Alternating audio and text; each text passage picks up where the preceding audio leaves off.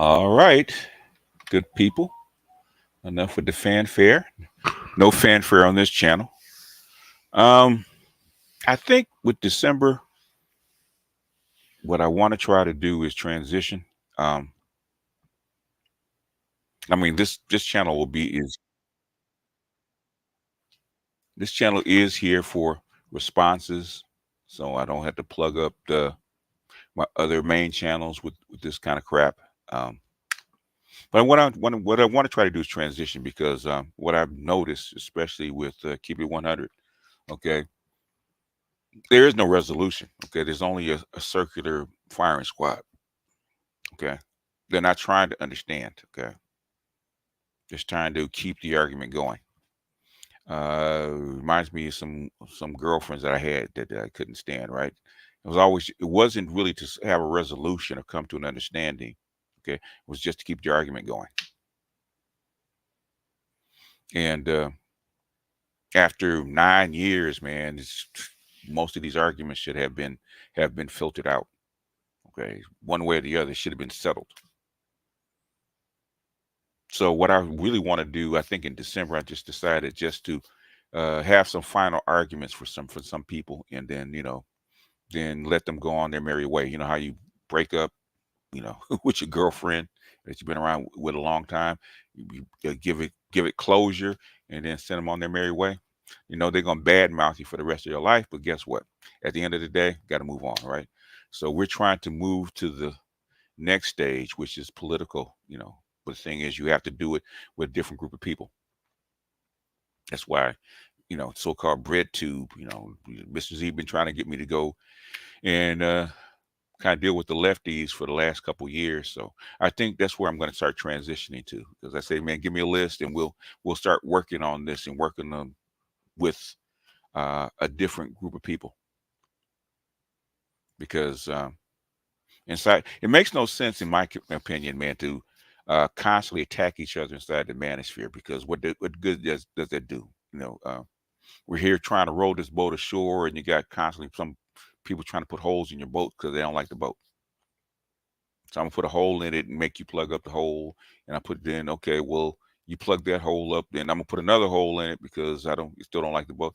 Then you don't want to get ashore, man. So you know what?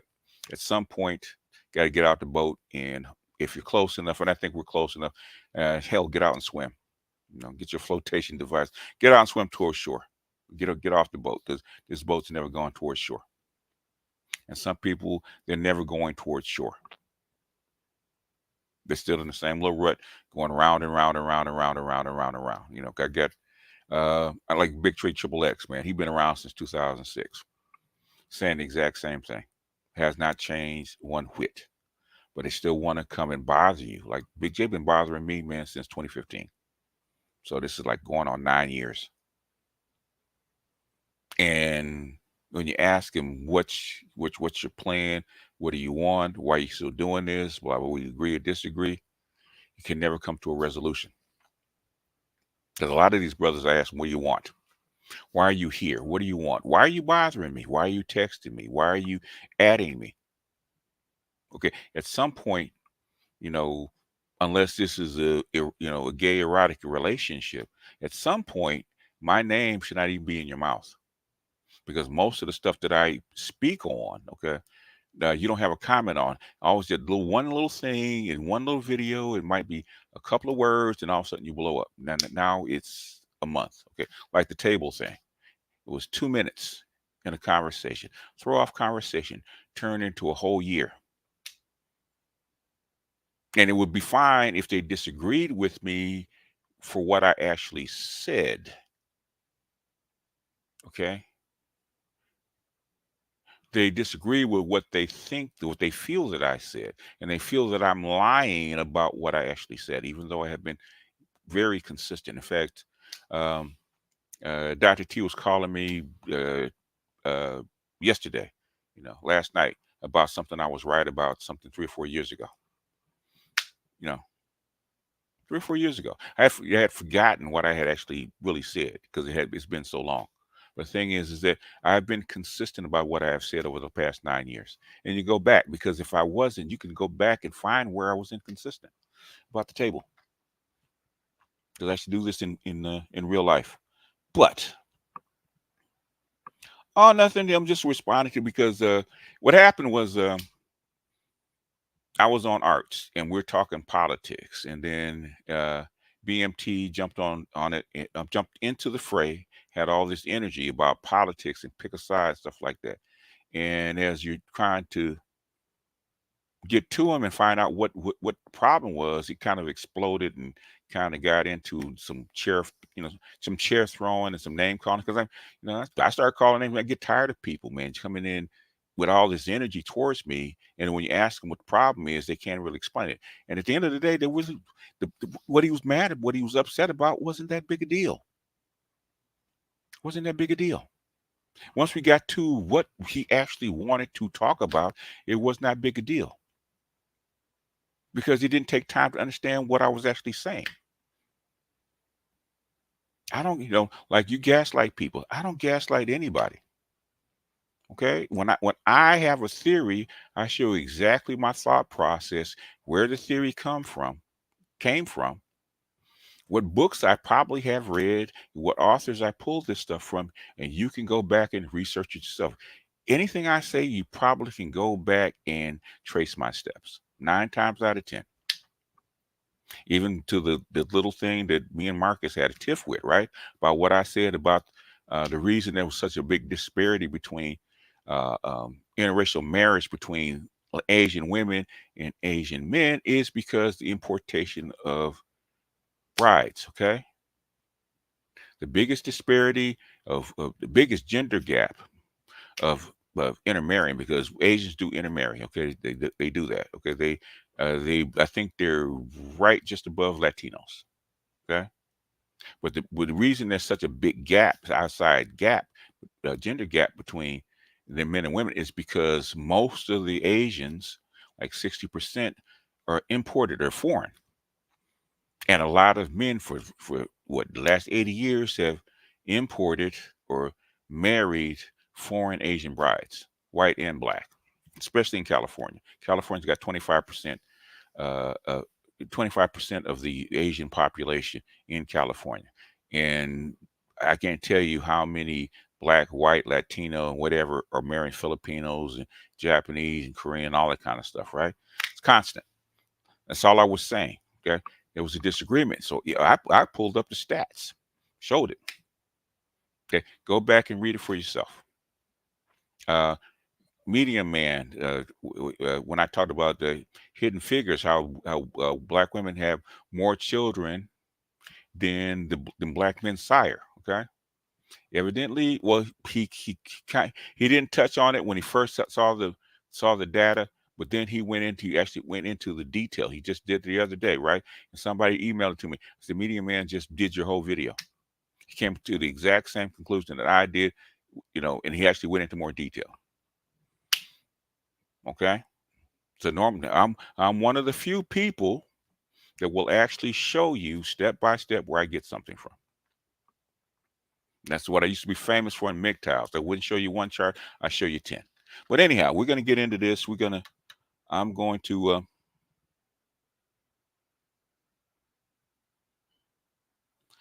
I'm gonna go actually, most of my research I learned not from school. I actually learned from people that actually do it for a living. Like a friend of mine, he's written like 30 books. Well, my mentor, she's written 40. My friend, he's written 30 books. I learned from Craig Hewlett. I learned from people that did research when they doing stock trading and stuff like that. They told me what to read, how to read, what sources to read, and how to study movements. Right?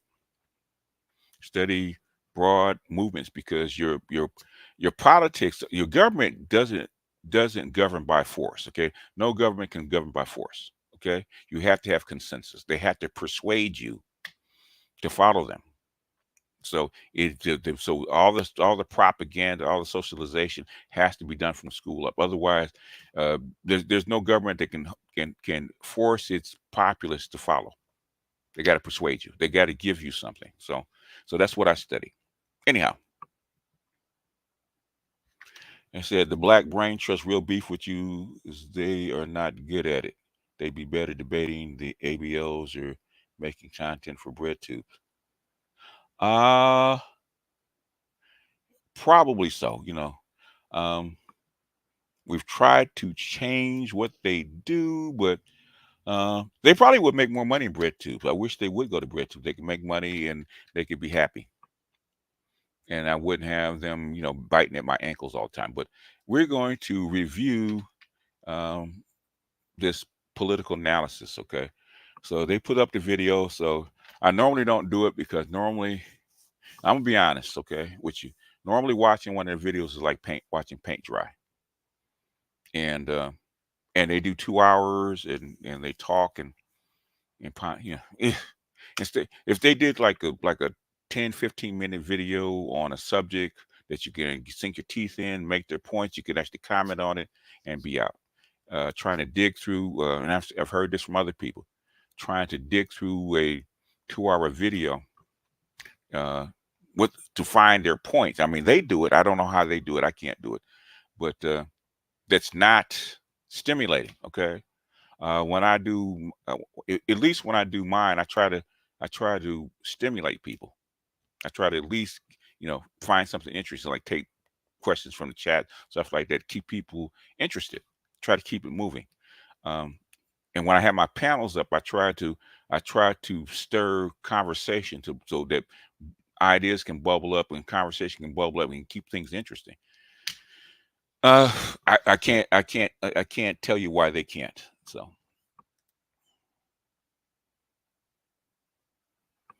yeah, if it's not talking, it's not. Yeah, there's probably been a reason for it.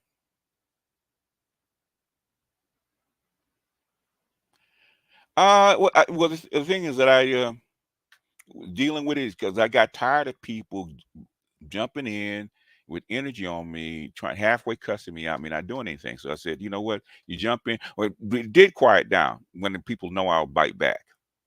So it did quiet down because people know I'll bite back. And then the host knows I probably won't be back to his channel. So let's go ahead and do this and start this so we can get it out of the way because it is a 2 hour video, 2 hour live stream. Okay. And it's responding to me and me and BMT going back and forth. So let's see what they got, man. Hopefully it's not too bad. 'Cause I mean, I don't know about anybody else, man, but I'm not interested in seeing 2 hours of somebody talking shit about me. I'm really not. So we'll see how it goes because I haven't watched it yet. So before I go into the topic, what any brand of EDTA is fine. Okay, you look at the milligrams.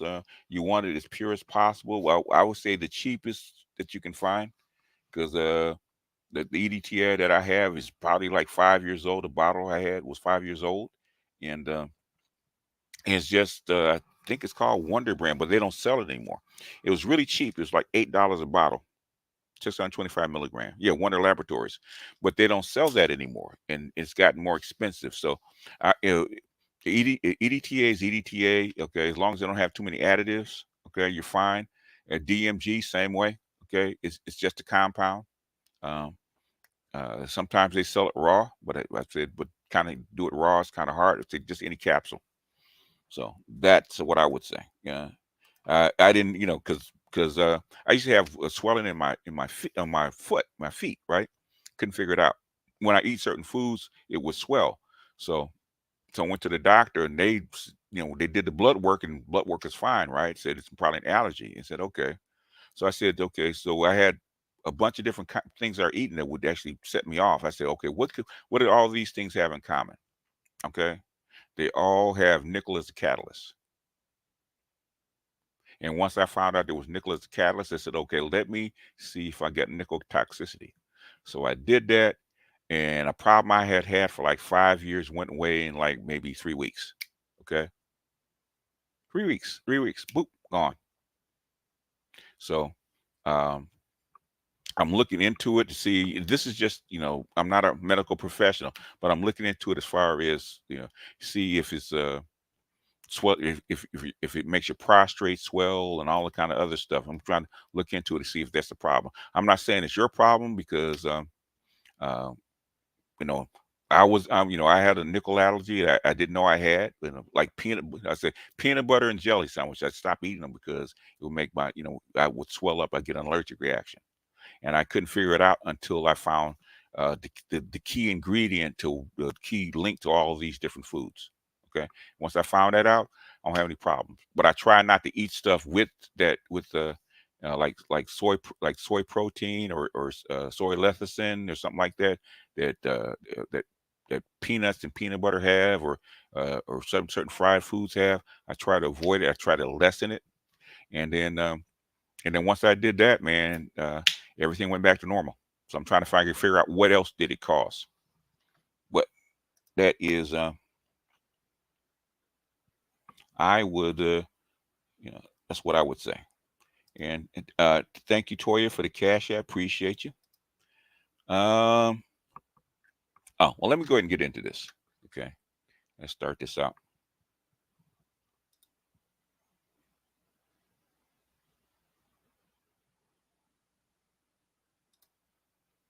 The response channel, right? Because I wanted to draw some of that heat away from space. Okay, you got a problem. Okay, and sometimes people like punching but not getting punched back. Yeah, because sometimes when you see the back and forth, sometimes you kind of stick around to see if there's any kind of resolution. Mm-hmm. If there's any consensus or what have you. That's if I was to watch, it would be that. Other than that, I can't enjoy black men just at it for the sake of just being at each other. Because my thing is that once I put up the channel for that, right now I'm going to go through your stuff and I'm going to start poking holes in your arguments. Okay, which nobody's really done because people are trying to ignore you because you're hollering and screaming. Okay, like with the politics, right? There's too many holes in your arguments. Okay, now they're all exposed. You're not around. Why? Because you don't want to come back and say that you're wrong. All they're hollering and screaming and getting mad and throwing chairs, and guess what? You're wrong. Yeah, it's not worth being angry about. That's why I didn't think it was in the first place. But since you want to die on that hill, stand on your square. You're right or wrong. It's like, right, at least you're hearing something. Mm-hmm. Whether it's opinion, whether it's a conjecture, what any of that. It's like, okay, I never thought of it that way. Go do tell. Tell me, why are you thinking of that? I mean, that's what I do for a living. Well, like Stacey Abrams, man, we try to point out, hey, the black men there have a right to ask her, what she's going to do for them. Okay, and her explain it. Yeah, they want their vote. Let's skip forward a little bit. I'm not sure if they're gonna get statements and stuff, man. The people, donors. I think Cornell is too. Last I heard, unless he reconsidered. You don't have to pick a side. There is no side, man. They're all screwed up. So you gotta pick a side. Like my partner said, I never claims nothing funky. That's fair. That's fair, but it's like, and that's true. There is no side, but you're gonna either choose which devil you're gonna sit with. If you want to make a statement, man, you vote no confidence because it doesn't matter at this point because they're pretty much locked into whatever momentum they have. Yeah, they don't have much wiggle room. I mean, that's fine in what you're saying, but you've never seen an independent ever taken serious. It doesn't matter. The thing is, you want to send a message. This is where PGS gets it wrong. Okay. Donors are not going to back somebody. Okay.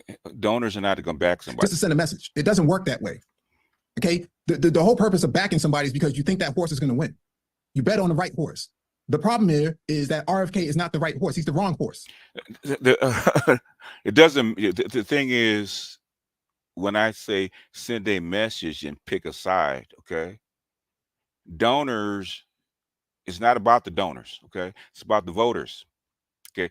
Donors have one vote just like you do, which is what they don't understand. He didn't understand what I was trying to say, okay? Doesn't matter about the donors. Don't matter about the PAC. In fact, I think it was RFK's raised about $15 million to get on the ballot around the country, right? He does have donors, okay? He does have donors. But that's not what I was trying to say. Doesn't matter. For a myriad of reasons. but he's not going to ever get on the ballot in all 50 states. You don't know that. You don't know that. Okay. Whether he does or not, that's not the issue. Okay. Whether he does or not, the thing is to interject what your will or what you want into the discussion, into the political discussion. Raise it to where people notice. Raise the level of what people notice. Right. Bernie Sanders didn't get on the ballot all 50 states either. Right. He actually bowed out. But guess what? His projection, what he wanted, still made an impact. Okay. That's what you're trying to do, make an impact. That's important to understand. You're not going to be able to get on the ballot. That doesn't. The thing is, they're worried about voting. In a sense, they're worried about voting, worried about a ballot instead of talking to the populace. Okay, instead of if the populace votes no confidence, the populace votes no confidence on the ballot. Doesn't matter about the donor. Okay, you're sending a message to your regimes for the next time that we're upset and we're sending a message. What you guys are doing is unacceptable. Okay, and the next time it will when the right guy with the right message pops up, they'll vote you out. Okay, Donald Trump. The reason Donald Trump ran in 2016 is because Sarah Palin got to a bunch of people. Like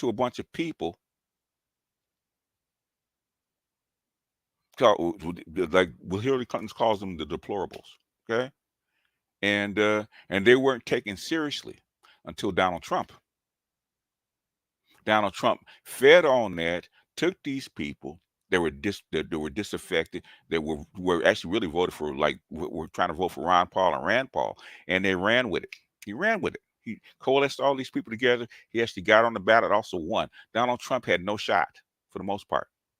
Nobody wanted him for the most part. He had the wrong message, but guess what? He won. And so this idea of, well, just go out there and make a statement, that's how politics works. You play for keeps. That's the name of the game. It's a two-party system. It's a two-party system until it isn't. It's a two-party system until it isn't.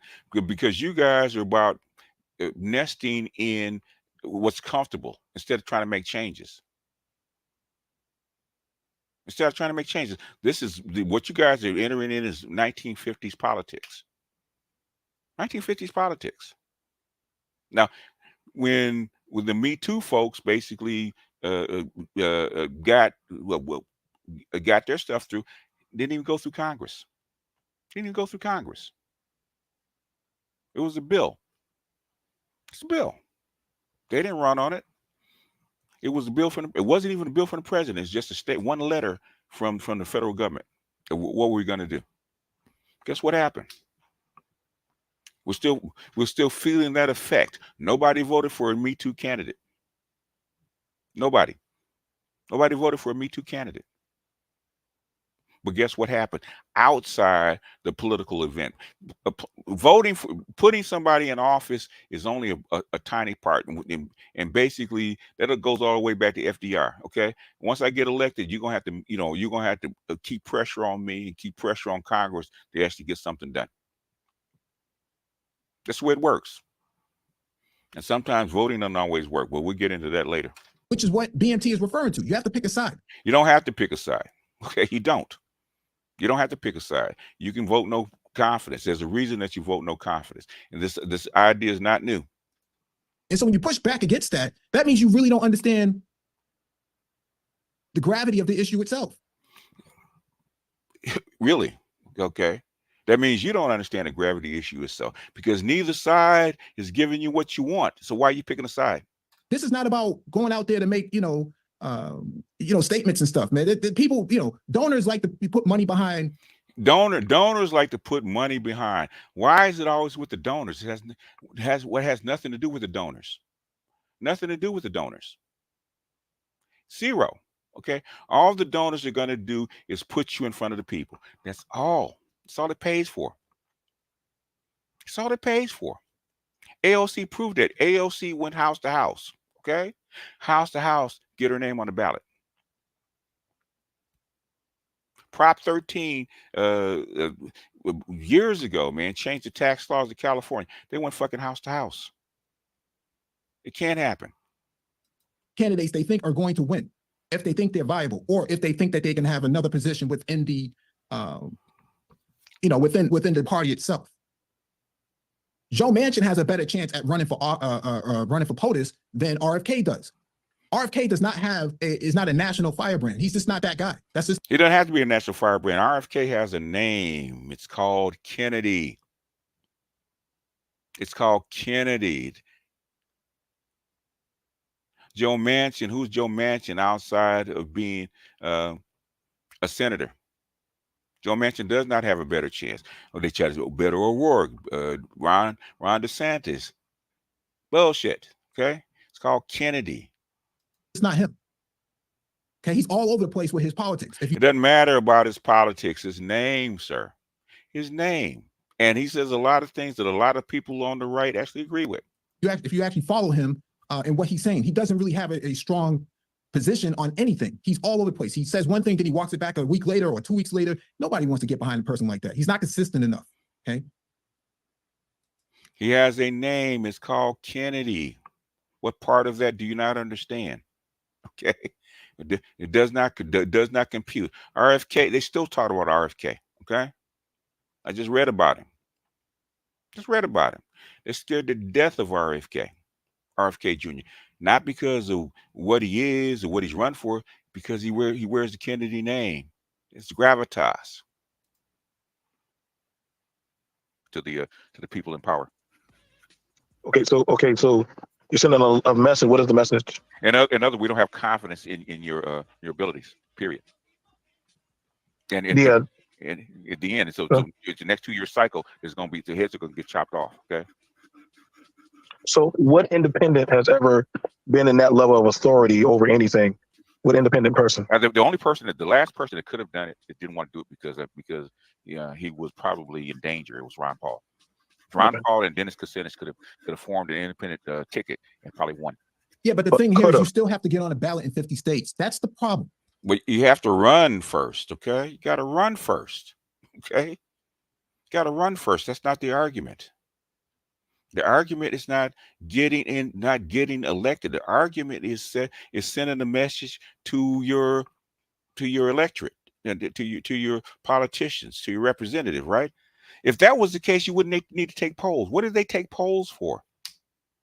Why do they poll every week, every month, every couple of months, every cycle? Why do they take polls if what you say and how you feel does not matter?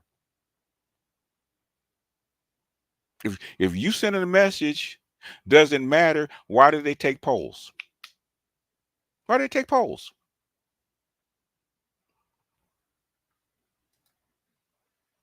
It sounds good in theory, but you have to get on the ballot. You don't have to get on the ballot, okay? Basically, Antonio Moore and Yvette Carnell weren't on the ballot at all. Okay, they had the Democrats shook for 2 years. They weren't on the ballot. They weren't on the ballot. You don't have to get on the ballot. As far as politics are concerned, you're locked into voting. And I learned from very good people a long time ago. Okay, voting is what you do once or twice a cycle. Okay, that's what you do. Voting what you do once or twice a cycle, right? What you do in between is what counts more than anything else. Okay, and we've got too comfortable with concentrating on voting and not doing what's necessary in between. That's the problem. And that's what he doesn't understand. You're not doing what's in between. You're not thinking outside the box. And that's the problem that I have with them. Okay. You're not thinking outside the box. You're not thinking about what's going to affect people and change people's minds, because that's all it really is. All your donors are doing is giving you money to actually get to the people. If you're not part of a party, then you have to get on the ballot some other kind of way, right? If Kennedy really didn't want to run independent, he could join a Libertarian Party. Okay, they're on the ballot. Green Party, they're on the ballot. Okay, automatic. That's what he wanted to do. He could run green. Okay, and some people run to get their name out. Some people run to get the message out. Some people run to raise awareness. Okay, and that's the old way of doing things because you had a lot of gatekeepers. It's called social media now. It's called social media now. You don't have to run. You don't have to go to CNN, MSNBC, blah, blah, blah to get your name across. Okay. They learned that. They've learned that with the Ukraine war. They've also learned that with what's going on in Israel. Okay. Too many holes, too many ways to actually get your name out, get your name out faster than this. Okay. 50 states, and you don't have that. Alaska is a strong state to win. Usually Republicans win that. Arizona is still a strong swing state too. You need that. What I'm saying here is, it sounds good in theory. Bloomberg tried to create his own party, and he is a very wealthy person. He's in the top 10 of wealthiest men in the United States. He tried to create his own party. That goes back to the Bull Moose Party, but he tried to create it. But the thing is, that was, I forget what the guy's name was. He actually ran a pretty good third party candidate in '92 against Clinton and Bush. Okay, I remember the guy's name, but he was wealthy too. Actually did a very good job and actually did get on the ballot of all 50 states until he withdrew. He actually was on the ballot. You can do it. And he couldn't even form a party. Ross with Perot. all of his billions of dollars. It doesn't work in the way that you think that it does. It doesn't work like that. That's not how this system works. We got to have a better understanding, some political literacy when we have these. We understand how the goddamn system works. Okay, we understand how the system works. The thing is, you don't understand people or system. You don't understand how the system works. You know, because guess what? If that was the case, then you would have known. You would have known that that Trump was not going to win in 2020. You'd have known. You'd have known. You know why? You would have known that Hillary Clinton was not going to win in 2016. If you know how the system works. If you know how the system works. But the thing is, you go on and buy what you think they teach you in civics. And that's the problem. This is not the first time that that voters have threatened no confidence and changed the message of the electorate, to change the message of the president, or have them change their position. Because unhappy electorate will actually start putting in programs and start giving you some cakes, okay, to calm your ass down because they have a chance of losing. But they know that. And a candidate that's independent can push other candidates to change their position. That's the way it works. It's push and pull. Discussions about how the system works. What BNT is saying is that when have you ever seen something like that ever happen here? Historically, not even in the last, let's go back to the 60s, the switching of the parties. Where was the independent candidates then? Okay. Actually, you did have an independent candidate. The guy that ran in 1964, he started a conservative movement. Okay. You had a Tea Party movement. Okay, that was independent and had viable candidates. In fact, that's the one that Rand Paul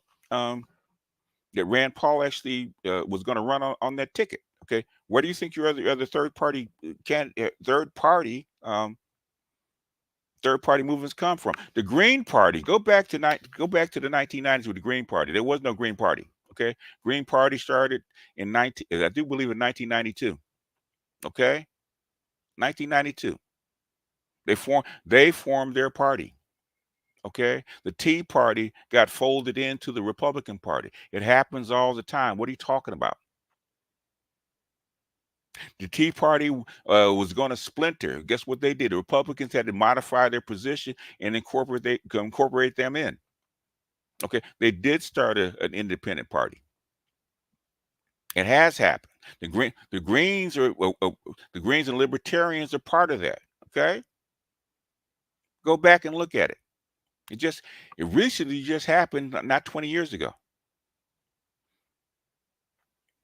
Not 20 years ago. You just saw it. That happens all the time. It's called literacy, sir.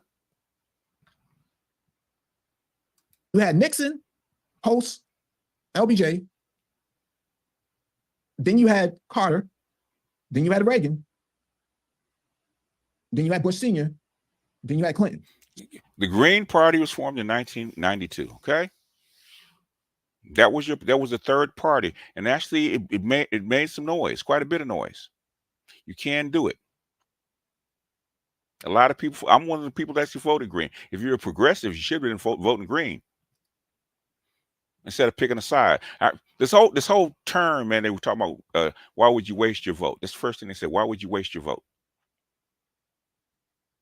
And you have let this neoliberal train run for 40 years by doing what? Or you got to pick a side. What side? So in other words, what difference does it make? Which side you pick? Because there's negatives on both sides. So if you had gotten Hillary Clinton, you'd have been in this mess we're in right now a lot earlier. But you got Donald Trump, okay, Donald Trump gave you COVID, amongst other things.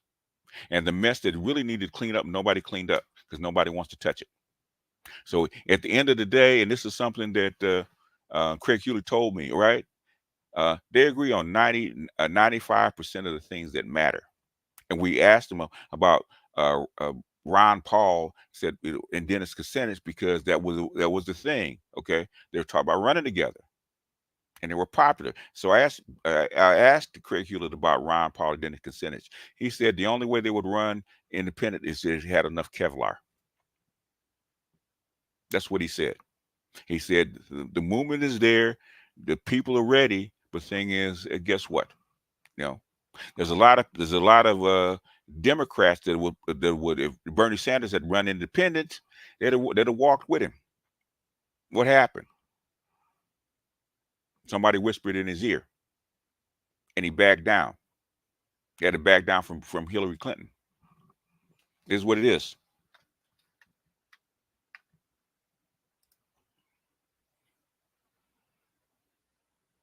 A vote for Green is a vote for the gynocracy. Not really. Not really.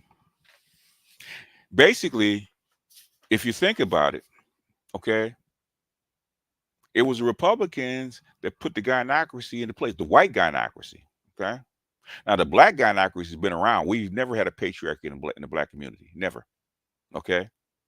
And your conservatives are the ones that put the gynocracy in place in the 1964 civil rights bill by putting sex into it. Okay, those are conservatives that put it in.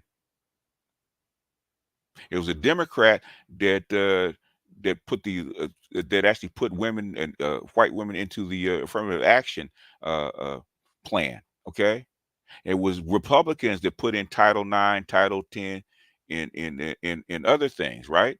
And put in no fault divorce. So which side are we talking about? So which side voted for the gynocracy, and vice versa? What gynocracy are you talking about? The Greens are pro-socialist.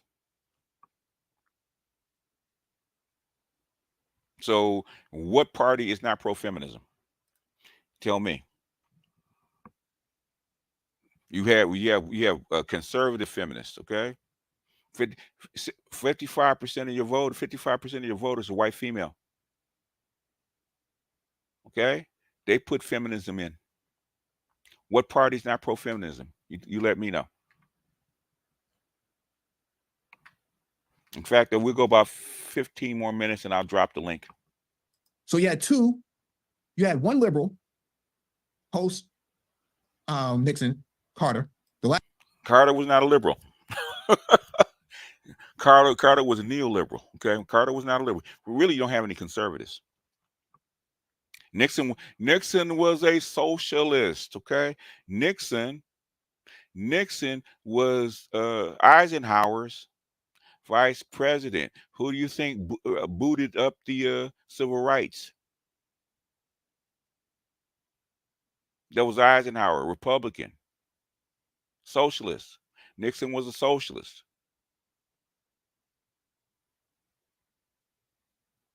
All these people you think are liberals are not, okay? The one you have in office is not a liberal. You think just because they have a D instead of an R, okay? Trump was not a conservative, okay? Trump's not a conservative. Last liberal president, and then you had the emergence of the new right wing under Reagan, ran 2 terms, and then you had Bush Sr., which was an extension of Reagan. So that's 3 terms, which ran into the Clinton administration, who was a center right. He wasn't center right. In other words, he's a conservative, right? Neoliberal, okay? The neoliberal agenda. That's why y'all don't understand politics. Neoliberalism started in 1971 with the fall of the pro-socialist system, okay?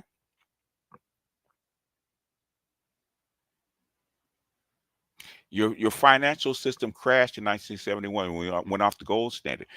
There's a very good book about neoliberalism and where it started, right, in 1971. They talk about Allende in 1971, right?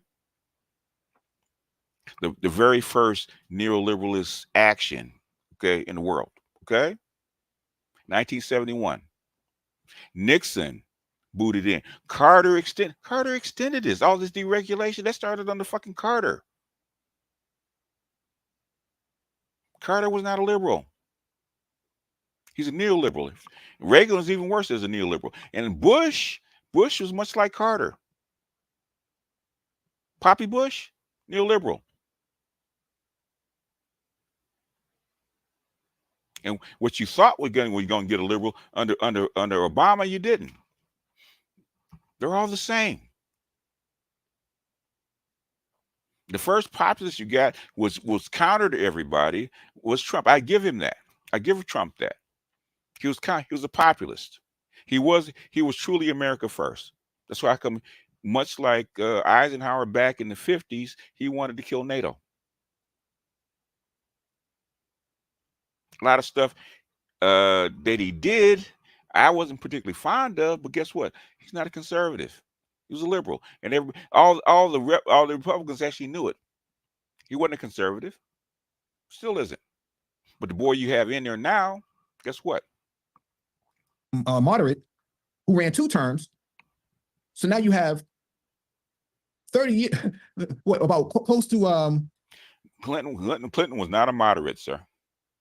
Go back and look. Your Glass-Steagall Act was killed by Clinton. Okay, your consolidation of media was under Clinton. Okay, Clinton cut.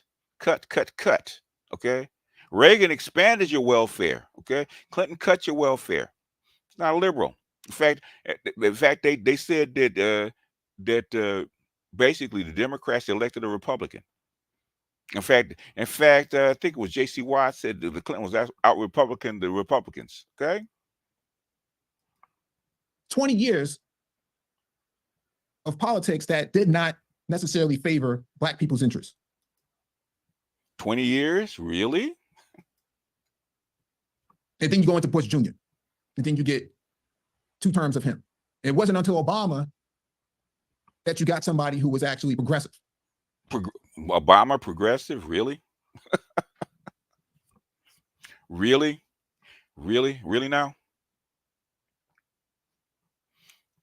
Progressive, okay? So these things don't just work in the vacuum like that. But they didn't. So I know why. We know why they didn't, because they would have been in danger. Their lives would have been in danger. okay, so that still falls back to what I said. Sooner or later, you're going to choose a side. No, you're not. There's no such thing. You could. You You just agreed with me. Huh? But you just agreed. Okay, so look at it like this. Okay. Okay, so let me say. Hold on a second, right? If either side is basically the same and you don't like it, you don't have to pick a side. Okay. Okay. In a perfect world, okay. An independent is not a side. Okay. Okay. But just because the guy doesn't win doesn't mean that you have to pick the lesser of two evils. And then we've been doing that for 40 years. That comes stuff never changes. Lesser of two evils. It's a third way. The party. So hold on, let me finish. That's ever gonna. How You do can't stop it. doesn't matter. You want to go down with the ship. Deserve. He said he's going to take the gloves off. This wasn't BMT doing all this.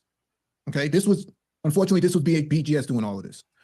Wait a minute. Why is everybody getting so hot? Yeah, but that didn't overturn the constitutional. Well, I disagree, but I mean, I'm not. What's mad. that?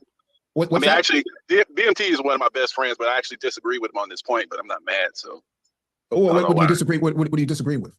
I believe I just disagree that you only have two choices. So that's not true. And I know that you're talking about this system, but I think this system supposedly supposed to be the Constitution. I don't think anywhere in there says it's only a two-party system. So No. You know. What? now No. I know that he said that the specific question I think that they got mad about was that he was saying what independent has ever, taken power or Mhm. something to that effect. So of course he would be correct within the two-party system that they set up. But we had parties. This country has had parties in wigs and prior to that, and really it can change. The thing is, I'll say it this way: people saying what will not happen. True enough, you're in a current American system, but when a system is not functional, we see signs everywhere of this system being dysfunctional. Mhm. So people are dissatisfied.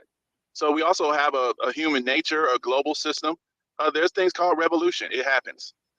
This country is over 200 something years old, 1776. It's not unheard of to have a revolution. I mean, it's Yeah, not but you're not unheard of. gonna have. So, Yeah, but you're not gonna have a revolution on black men's interests. well, not gonna have that. why not? Why not? We Because- had it in the 60s. We Yeah, had but that. that didn't overturn the constitutional system. Okay, so the thing is, why are you saying that it's going to overturn the constitutional system? It's Because going that's what to a revolution give does. benefits. Well, no. Does it that's what a rev- overturn? No, that's what you just said. Yeah, that's what a But revolution the- does. the- No, it does not overturn it doesn't have to overturn the Constitution with a revolution. Doesn't have to. Okay. The neoliberal revolution was quiet, but it didn't overturn the Constitution. It just put the country in a different direction. That's all it did. And we always go back to black people. Okay. At the end of the day, if you have a non-functional system, black people are in a non-functional system. It doesn't help. Okay. Picking a side that doesn't suit you, what does that do? Okay, for a long time you're in slavery. Okay, the reason you got out of slavery had nothing to do with black folks. Okay, but the thing is, eventually it did. So picking a side that doesn't suit you gets you nowhere. You have to do something else. Anyway, we'll go ahead and drop the link. Even the person coming on disagreed with him. Okay. And that was the whole point of disagreement, that you have to pick a side. No, you have free will. This is actually it's actually a liberal constitution, right? Democratic constitution. You can pick other people. They put more people on the ballot for you to pick. That's why I voted for Kanye West. He's on the ballot. Doesn't matter whether he wins or not. You're on the ballot. The whole reason of an election is to promote your will into your representatives. That's the whole reason for it. They're supposed to represent you. Okay, they're not a ruling class. Anyway, let me go and drop the link, man, so you guys can get up here.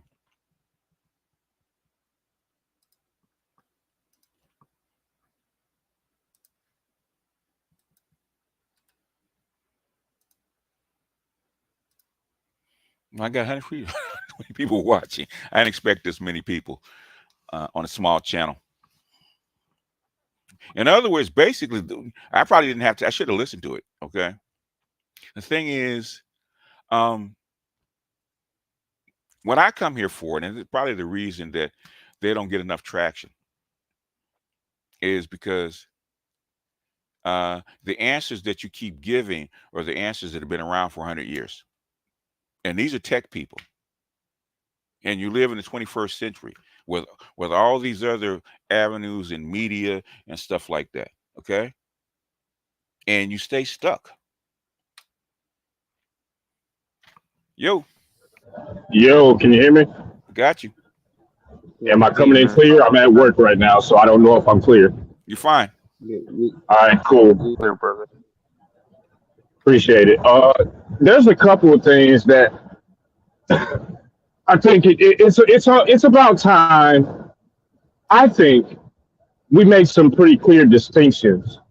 Well, not with you, because this isn't against you, but in terms of politics. Okay. And what we need to basically, and I think you probably need to spearhead this charge, or maybe someone that interacts with these people more often than I do. But I think it's necessary now to make a clear line on what they believe progressivism is. Because for me, I'm convinced the very definition post neoliberal injection, progressivism has effectively been hijacked. And these people that currently today call themselves progressives are only social progressives. That's all they stand on when it comes to progressivism. I would agree. I would agree. And so I think it's about time that we get them to really just say that outright and stop trying to beat around the bush on it, because they don't actually believe in what progressivism realistically looks like. Yeah.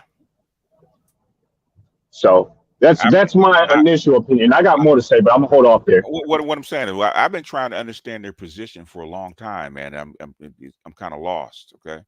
Okay. And basically, what you're saying is voting for a Democrat because that's the side. Okay. And you don't actually vet the history of the guy that you actually put in office and call him a progressive or a liberal, and he's not.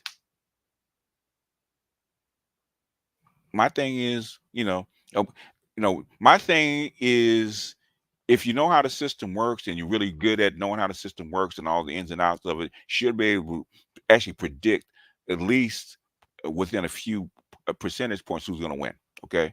I've predicted the winner of the last, really since first Obama. Every cycle, I predicted the winner of the election, of the presidential election. Once you understand what the mechanism is, then it's not that hard. And it's not that hard. You can actually trace these people even before and after the election cycle. Okay. And see who's going to win. If you have to know the why, like why did Biden win over Donald Trump? Okay, and when there's one politician said, one Republican said it, and said you can't elect the guy that just killed 3 million people. It's not going to happen. Okay, he goofed up, but that should have been fairly simple. But anyway, you guys want to jump in? Go ahead. Yeah. Do you think Hi, Mr. BGS. Do you think that we're in I think that we're repeating the late 1970s to early 80s all over again. I feel like this is another realignment election, and I want to accelerate that realignment. I don't necessarily agree with all of what the Republicans say, but I think voting for Trump will break the brains of both the Democrats and the Republicans, and both of them will have to come up with a populist flank in 2028. Perhaps, Trump. I don't know, man. The thing is, I know why Trump won, and I know where he got his power from, and those are the unwanted people that the Republicans. I certainly feel like that, and even though I live in a blue state. Hold on. The ignored people, okay, that Trump actually picked up. That's why he won. And then on top of that, Hillary Clinton did some other kind of stuff that the powers at the top, the 3-letter organization, didn't like, and so they put salt in her game. So go ahead. Yeah, I mean, I feel like a forgotten American as nowadays. Like it's just like I went to college, I did what I was supposed to do. I mean, I'm Mm-hmm. getting training in Azure Cloud and AWS, so Mm-hmm. I hope I pass the exams. But it's like I'm watching the women just crush it in life. Like I have 3 older sisters. They all are high earners. They all travel all the time. I did everything I was supposed to, but they look at my failures as a character flaw, and it's just the bread tube and the champagne socialist left. I'm sick and tired of those limousine liberals like you talk about. I'm sick and tired of them. I want to sick it to them. It I was, really do. well, the shift is going to come not because of who we elect. Okay, Trump has nothing to do with it, right? The shift is going to come is because what's going on all over the planet. Okay, really, the person you need to thank is Kevin Samuels. Believe it or not, you don't think so, but yeah, I he's agree. it is because during COVID, his message resounded around the world. Okay, and a lot of your Asians that are your Europeans are sick of it too. Got that message that we need to stand up and actually value ourselves again and push back. Okay, which is why Andrew Tate, you know, thank God they didn't kill him. I'm saying thank God they said, hey man, unless you really about this life, back off and rethink your position because you're dangerous to them. Okay, and you don't know where you really are because you think you're just a guy doing your stuff and talking your shit. So now you're dangerous. You're riling up people. Okay, that's why you're gonna get pushed. That's why I was telling people that, telling guys that the shift is coming. Okay, it has to come because if not, people they always talk about the revolution and danger. People picking up guns. That's not what kills societies. Okay, what really kills societies is when people give up and walk away. I have one more like point I want to raise, Go ahead. and I'll drop off soon. But like I was mentioning this on your other stream about like the whole white flight thing. Like my best friend, like I live in the Northeast. Uh My huh. best friend moved to Nashville, Tennessee, and Uh-huh. my nephew, who's 23, he moved to the Midwest. Like Okay. people are moving out of these blue states, whether it's the taxes, it's being able to have a house. I'm never going to be able to own a house in the Northeast, like now. That, I have to that get my certs and go to a cheaper state. But like, and in California, the way things are managed, like again, I know people that live in San Francisco, like people pooping on the streets and stuff. yeah You're hearing all this white flight stuff. You're yeah. hearing even Zoomers. I was watching Savvy Sav stream, and there's this Zoomer guy. I Hmm. think he looked like a gay looking dude. He was ranting about crime and how he moved back to Texas or whatever. It's like it just feels like it's white flight all over again. It feels like the movie. What's the name of that movie? Roger and Me with Flint. It just feels like that's happening with the blue states. Really what's going on with not really necessarily the blue states because is Michigan a blue state? I'm not sure. Purplish. Purplish. Okay, yeah. You have blue states that are you do have blue states that are neutral. Okay, that are in the Midwest where nobody goes. Okay, uh, really these economic refugees. Okay, because 80% of the wealth is in two places: New York and California. It is what it is. If you look at the map, and I've showed the match where the wealth is. Okay, there's your three wealthiest cities in the United States: in New York, San Francisco, and Los Angeles. That's where the vast majority of your wealth is. But the thing is that at some point, you're going to price people out. That's what's happening. Because I live in Los Angeles. I live in one of those we call emerald cities. Okay, and that's what's happening. So I don't blame people for moving to cheaper states. Like a lot of black people are moving out of California and back down south where it's cheaper. Well, guess what? Guess what all the red states are for the most part. The vast majority of red states are what? Poor. Why are they poor? Is he there? Okay, he dropped off. Anyway, who else wants to jump in? I would just ask. That's a good question. Why are they poor if it's a red state? Yeah, why are they poor? Well, the reason that many of these red states, at least where they exist, I can answer part of that question, not all of it. Some of these red states are poor because of obviously that the economic centers are already settled, quote unquote. These places aren't main drivers of what it is that this new economy that we've constructed in America.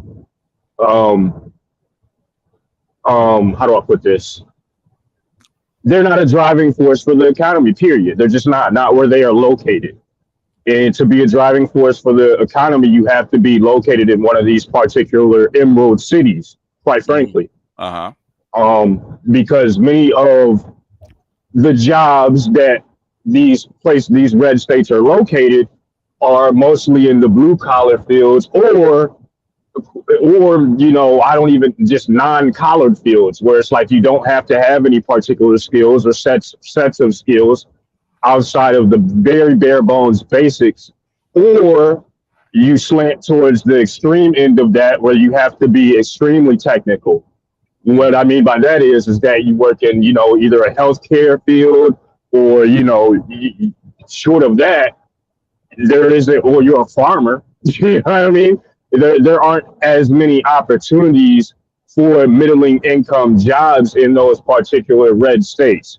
So many of these people are in despair or moving, to the economic centers, but they face different paradigm in the economic realities, and their structures and their education systems haven't prepared them for the competition in those areas. Yeah, I mean, so even if they move out of those red states, they're not prepared to really go into the Emerald City and compete at that same level anyway. Why not? I mean, the thing is, why are the worst outcomes for people, for especially young people in these red states? Okay, the top 5 red states. Okay, worst education, lowest GDP for the state. Okay, poor jobs, all this kind of stuff. Why are they always at the bottom? These red states, and why are they still red if they keep getting these outcomes? Yeah, that's exactly what I was thinking. Let me think about how to answer that. So the education system inside of some of these red states, I can't really speak to the particular dynamics of that because I didn't get educated in any of these states. Okay. Well, arguably, I grew up in Georgia, so I can speak to that a little bit, but not in depth. Because I mean, Atlanta, it's a blue city within a red state, so it's kind of like I don't know. Which is why most of the wealth in Georgia is where? Atlanta, the Emerald City, right? And that's because of Newt Gingrich, who was a Republican that sent half of California's defense industry to Georgia, to Atlanta, as well as working on the quote unquote Hollywood project, right? So yeah. All they did was transplant Californians to Atlanta, which is why it's a blue city within a red state. So in many of these rural areas, like I said, they just don't. They like the education's poor, lack of opportunities when it comes to jobs, lack of development in terms of where these places are located. So many of the job opportunities that are in those areas aren't particularly diverse. Yeah. So they're dealing with different sets of considerations and issues, which is why they tend to vote in the manner that they do. Number one, they're not as educated. Now, that isn't a knock on them. That just is what it is, right? These places are also predominantly white. So they also have a different outlook. Their only grocery store and really most of their job opportunities, if it isn't Walmart, is going to be farming or healthcare. Okay. Or some sort of layman work, because that's pretty much the only opportunities that are available to them. Unless there's someone who moves to the area who creates jobs, and that's very rare. Does it happen? Yeah, but it's rare. I mean, or the local, the local factory, and they don't require anything above maybe a 6th grade education. So, okay, so it's starting to make more sense. Like the more you guys talk, because I've been listening, and like I haven't completely followed like Trump like when he first ran, but I did catch a little bit of it, and like I did see that like he was talking about like basically revitalizing like I think it was like the steel industry at the time. Yeah. And yeah, I think cold and steel, and there's a couple other things. Yeah. yeah.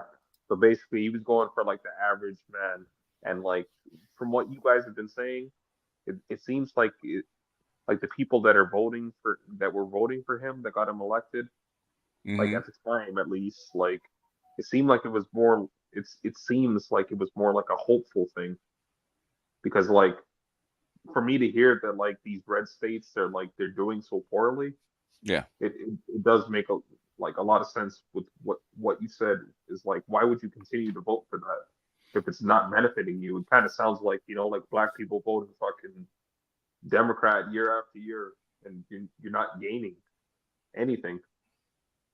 Yeah. Sometimes I'm confounded, because especially in you looked at China. Well, I know China, it was a government backed. The thing is, you should look at these countries that actually reform themselves within 60 years, within 30 years, and you have states with all this wealth in the United States, and they are always at the bottom, like the top five lowest educational states are red states, man, in the South, and they've been that way for 30 years. Like, okay, why do you keep redoing the same thing over and over and over again? Does it make sense? So I'm always confounded about that. As far as as far as politics, why do you keep voting for the same thing, or why do you keep voting for the same kind of candidate? Well, I don't know if you I want to see how it happened. I can't really, from my standpoint, I can't fully explain it because I don't live there. Number one, I'm not white. Number two, there are things that are just going to escape me by virtue of my standpoint. I'm not going to see things 100% that way. I can't really fully wrap my head around it. You know, um, but I can kind of see why they are where they are. Right? If I had maybe a sixth grade education Hmm. in or maybe an eighth grade education and my life experience was, fucking my cousin in Alabama somewhere, having a couple kids and working a dead end job until I'm 40 and Uh-huh. maybe having some sort of fucking, and sorry for being so vulgar, but you get the point, right? Yeah. But Yeah. and maybe having some sort of uh, little pass me on money and a farm for my granddad maybe to pass on to my kids, and that's about all I got to my name. Then I mean, there's not too much to consider there. The elections, everything's working as I understand the world to work where I live. Okay. They're not really thinking deeply about any politics. They're only voting based on what the people around them are voting based on, right? Or they may have already been sold something, and that's what they just continue to do the same thing over and over again. They haven't put any major considerations towards it. The only thing that they consider is whether or not they're able to survive. That's it. Yeah. Yeah. Yeah. That's why sometimes I fail to understand. Well, I know a lot of politics is regional, but the thing is that if you're happy with where you are, is being poor, that's fine. California, as high as California is, right? You still have people building $2 million houses, right? You have you have sports teams that moving from elsewhere to here and raising the prices up. So eventually that's going to break because it's at some point people can't pay anymore. They're not leaving because they want to leave. They're leaving because they can't afford it anymore. So they move to a lower cost state without all the resources and amenities and stuff that they like. So the thing is, if you do have that and you attract these people, okay, then what's next? Okay, can you change the educational system? Okay, can you put more money into it? There's the reason California got to be where it was because it put a lot of money into its educational system, into its K through 12, into its colleges. That's why it grew so fast. But how come other states can't replicate that model or find another model that actually works? How come we keep doing the same thing over and over again and failing? Just like the two-party system. I'm glad that somebody came on and said he didn't agree, about that, because that's all the kerfuffle was. We had to pick a side. No, we don't. It's called a free country, okay? Well, who's ever won as an independent? It doesn't matter. The thing is, do you send a message? Well, we can't. No donor's going to back you sending a message. It doesn't matter about the donor. Well, I asked him a while ago. I don't know if you were there for this particular discussion. It was a long time ago, that maybe like a year or two ago, where I asked him flat out, I'm like, do you understand the difference? You don't necessarily have to vote for either particular side. It's called a vote of no confidence. Yes. When people either don't vote or they don't vote for the particular two-party system that we currently have running right now, it's a statement in and of itself. You know, you don't have to agree with it, but it is, you know, you can even criticize the people who do get elected if they aren't who you voted in. I mean, like that doesn't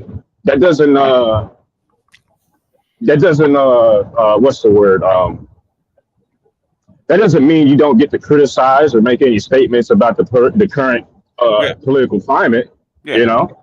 Yeah, they do it. That's why they poll constantly. A president polls constantly to read the mood of the people constantly. Why do they do that? Because a strong statement will get heard by your representatives. It may not be the president, but it'll be your congressmen and your senators that will hear it. Trump wanted to get rid of Obamacare, right? They wasn't having it, and guess what happened? They didn't have to vote. When the representatives went home, they chased them out. They chased them out of the room. Okay, that was heard. Guess what he stopped doing? He stopped trying to get rid of Obamacare. And you actually brought up a good point. Like after BMT was on whatever the fuck he was on, you actually brought up a good point where you're talking about like how he wanted to get rid of NATO. Yeah. Because but my from what I remember about that, it was just like all these other countries like weren't keeping up with like the spending that they were required to have to be a part of NATO. That's what I'm saying. Which is the same argument that Eisenhower had back in 1957. Same argument. Eisenhower's the best president. It could be. No, flat out no. Why? He's okay. He wasn't the greatest. The best president that this nation ever had was definitely FDR. It's unquestionable, in my opinion. My opinion. Okay. All right. Eisenhower taxed like the corporations like a whole bunch. Like that was like the last politician to do that in my memory. Well, he's the last one. He didn't start it. He's the last. He actually carried forward what Eisenhower actually wanted. I mean, what FDR wanted. He's FDR's guy. I actually liked when Trump when he was saying that because in my eyes, I'm just like, if Canada has to like increase its military spending, that means that it's going to need more people to join. And I tried to join the military, but they didn't let me join. But I'm just like, if they're gonna increase their military spending, then maybe I can join. Because like I'm just thinking about like the potential benefits I could get from it. Yeah. But the thing is, as far as prices, and everybody knows what it is. You know, when I said this, PK probably remembers when I said this, right? At some point, they're gonna have to choose people or the banks, one of the two. Okay. Yep. And I wholeheartedly support and agree with that statement. Yeah. And so far, guess what they're choosing? They're choosing the banks. That's how come your rent's going. It makes no sense that you're putting people on the street, have all these empty houses. The Chicago Housing Authority is sitting on 200,000 units. Okay. Yet they're putting immigrants in that. But I know why, like you said, because they're running out of white people. But it's still gross. No, what I'm saying is that they could have rented the stuff out before. How come they didn't? Is because it's called supply and demand. Okay. If you rent them out, then the demand for housing will go down. Guess what's going to happen to the price? It's going to go down too. Guess where the where the mortgages sit on whose balance sheet? The banks. The banks. Okay. Same in New York. They have gone through Oakland, San Francisco, Sacramento, New York City, a bunch of other big cities, right? Empty commercial buildings, okay? tons of them. Empty. You have $1 trillion in empty commercial buildings. Okay, all around the nation. You have empty condos. You got empty houses. You got a whole bunch of empty stuff. Okay, why? Because if you rent it out for below market, guess what happens to the market? Goes down. Yeah, I was talking to Art about this a while ago in confidence. Is that and I don't think this is an issue to talk about. That's why I'm bringing it up. Is that I was telling him, I'm like, man, listen, like this entire market is basically it's basically a fucking big fucking pyramid scheme. That's what we're doing right now. It is, and that's why I said at some point, that's why I said the millennials and the Z's are going to have to do something, man. We're going to have to make their voices heard because Political realignment. When you say political, to what? You vote in Trump in 2024, you break their brains, and then both the parties have to be better in 2028. Because this stuff has been going on for the last 20 years. Did Trump do anything to ameliorate this kind of stuff? Because in 4 years, what answer is no. No, not really. And he's a money guy. You think he's going to do it? I don't necessarily think he's going to do it, but he is going to make the neolibs and neocons on both sides like quake in their boots. Not really. Okay, he's in for 4 years, and if it wasn't for COVID, he'd probably been in for another 4. I think he's a good barometer to measure the temperature of the room, though. I will agree with you there. I agree with that. Yeah. I agree with you there, because if that was the case, you get well, then RFK should be in the shoe in, okay? Because he's saying he said it much the same thing in stronger language about COVID, about neoliberal policies, okay? More libertarian. Who's paying attention to him? He's saying the same things. The thing Trump has already been elected, though, so it's easy for him to win again, as opposed to a guy like RFK that hasn't. So you have to pick a side, huh?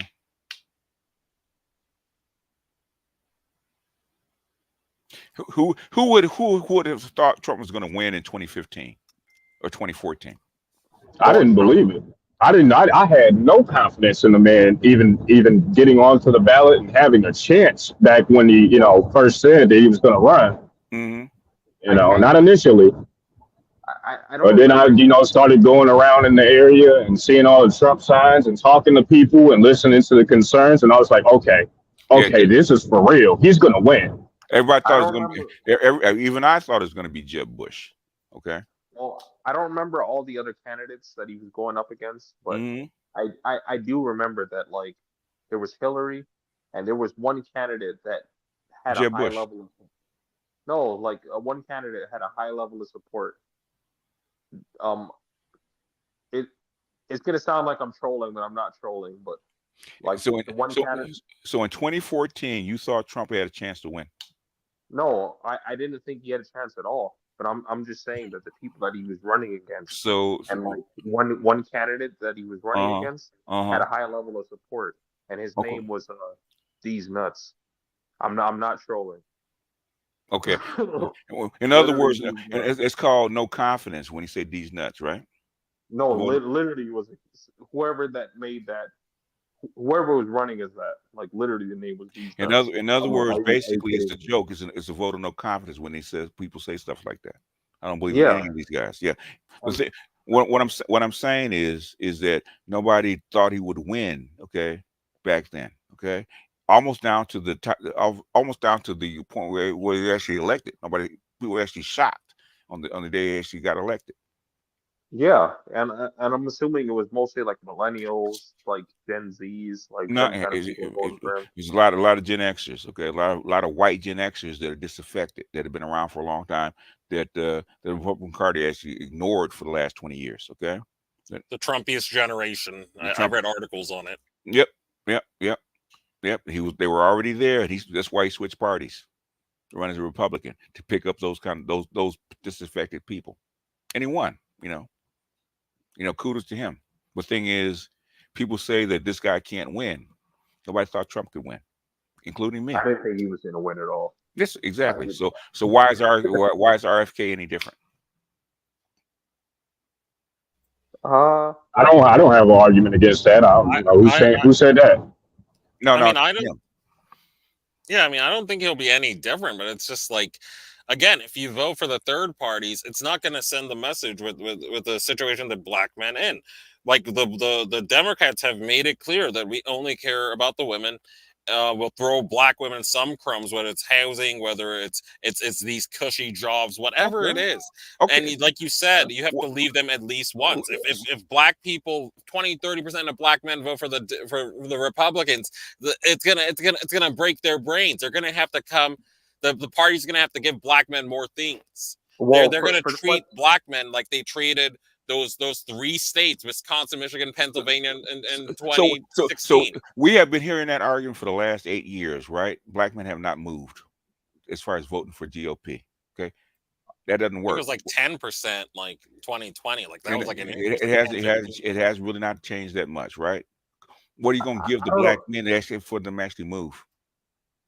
Yeah, I don't know anything about like the Kennedy, whatever his name is, but for Trump, I would say like in comparison, just in general to like these other candidates, like I would say that like he's very like charismatic and like he had a TV show and all that kind of shit. So I think that helps him a lot. So you believe that Trump is going to beat all these 4 cases against him in time enough to actually really give a good serious run for president?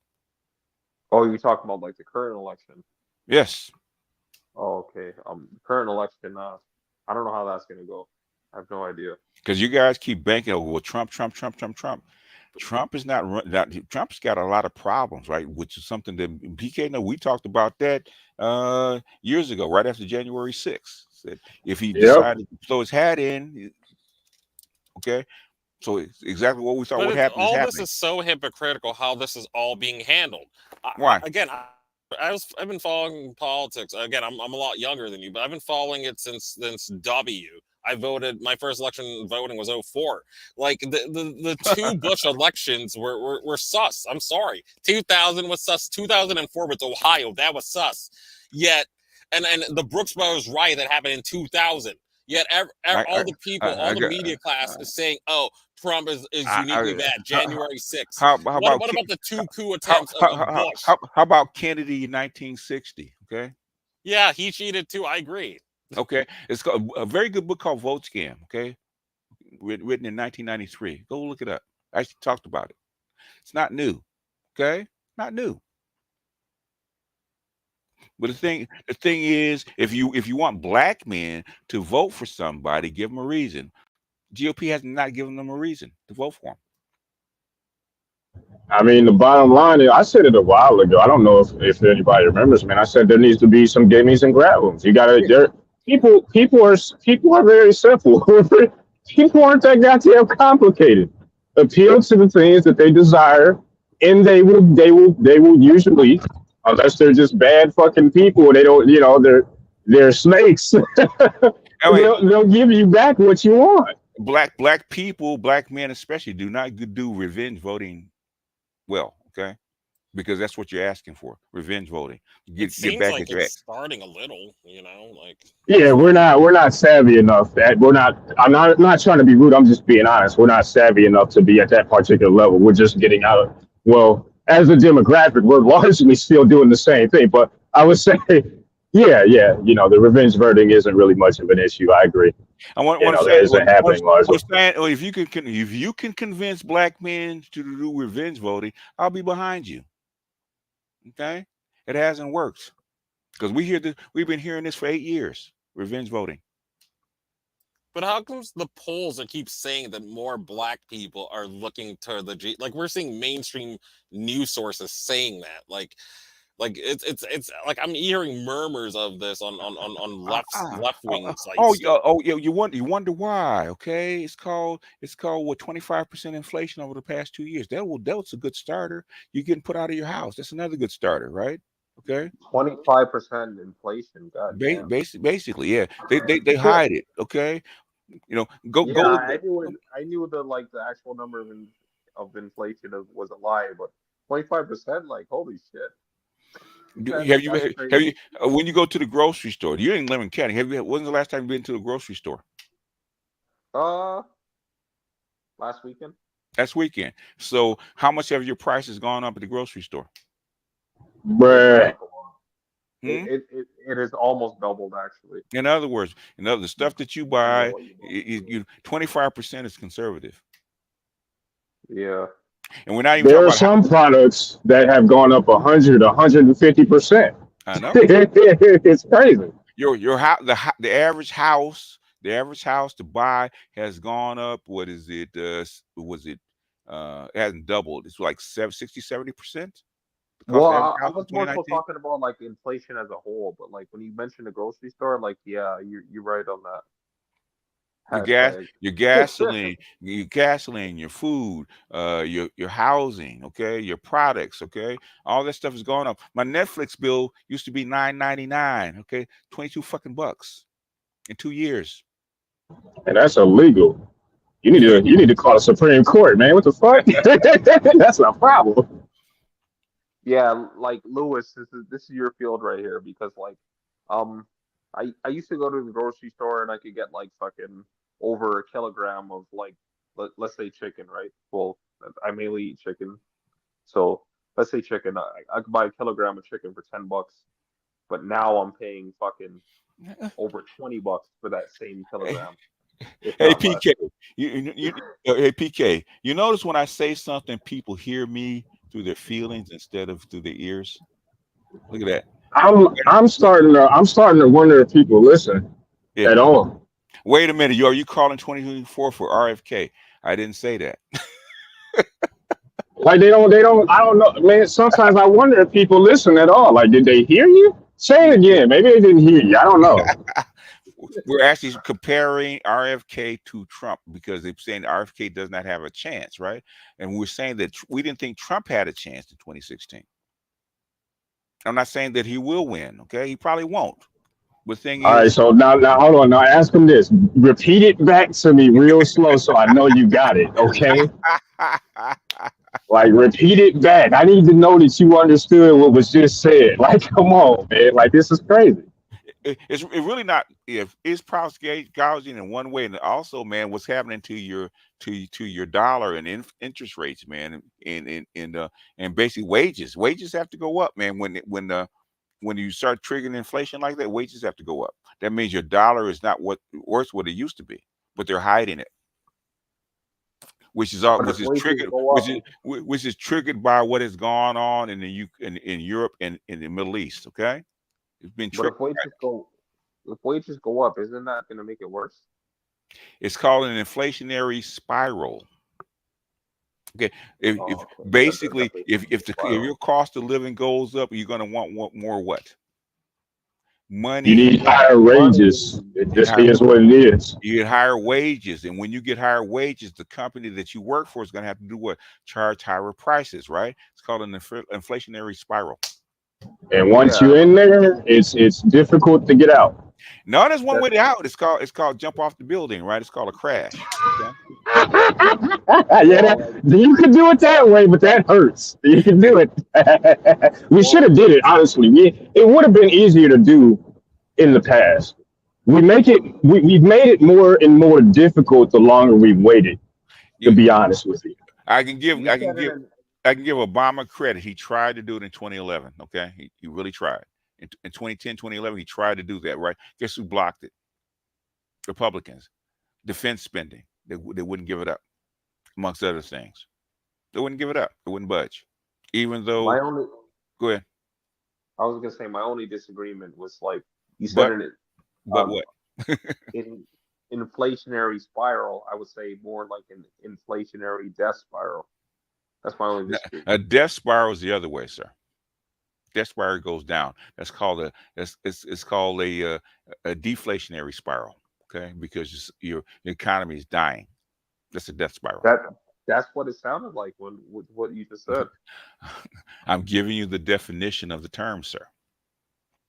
Now, if you go back and look it up and come back with something, okay? Yeah, I'll come back on that one. Yeah, look it up, okay? Because you're guessing right now. Hey, so BGS, what's up with that V-shaped recovery, man? Are we still doing that? Are we still game for that, man? Oh, We in there? I can't. All the propaganda that was coming out of mainstream media about everything that was going on with the economy, like a couple years ago, was just mind-numbingly stupid to me. I couldn't even believe that it was happening. I don't mind mainstream media, man, but I don't like guys that's supposed to be hooked into this system and reading all this stuff coming back with the same information. You know better. I said, you know better. That's when they got mad at me. They were really mad at me because I said the economy may not be doing that well in 2024. Oh, it's job recovery and the lowest the lowest what is it out Unemployment rate, some shit like that. all Yeah. that stuff, right? Okay, cherry picking numbers and fuzzy numbers, right? And they come back with all this stuff, right? I said, yeah, but go to your supermarket and look at the prices. Okay, look what's going on as far as oil. Look at what's going on overseas and what's going on with the banks and stuff. You had 5 bank crashes. What are you talking about? The economy's doing well. Well, I mean that's probably like region or country dependent because like right now like the oil price is going down, or it's been fluctuating, but it seems to be on a downturn. But Okay, like that's the grocery what? prices Oh, now are higher. explain to me why. Now explain to me why. I don't know why. I'm trying to figure out why. No, explain to me why. You interjected with a but. Explain to me why. I don't know why. Now you said no. Now you got to figure it out. Think. Okay. You put yourself in the chair. Now think. I have no idea why. I'm trying to. No. No. I'm not letting you out like that. Think. Why? Why is it going down?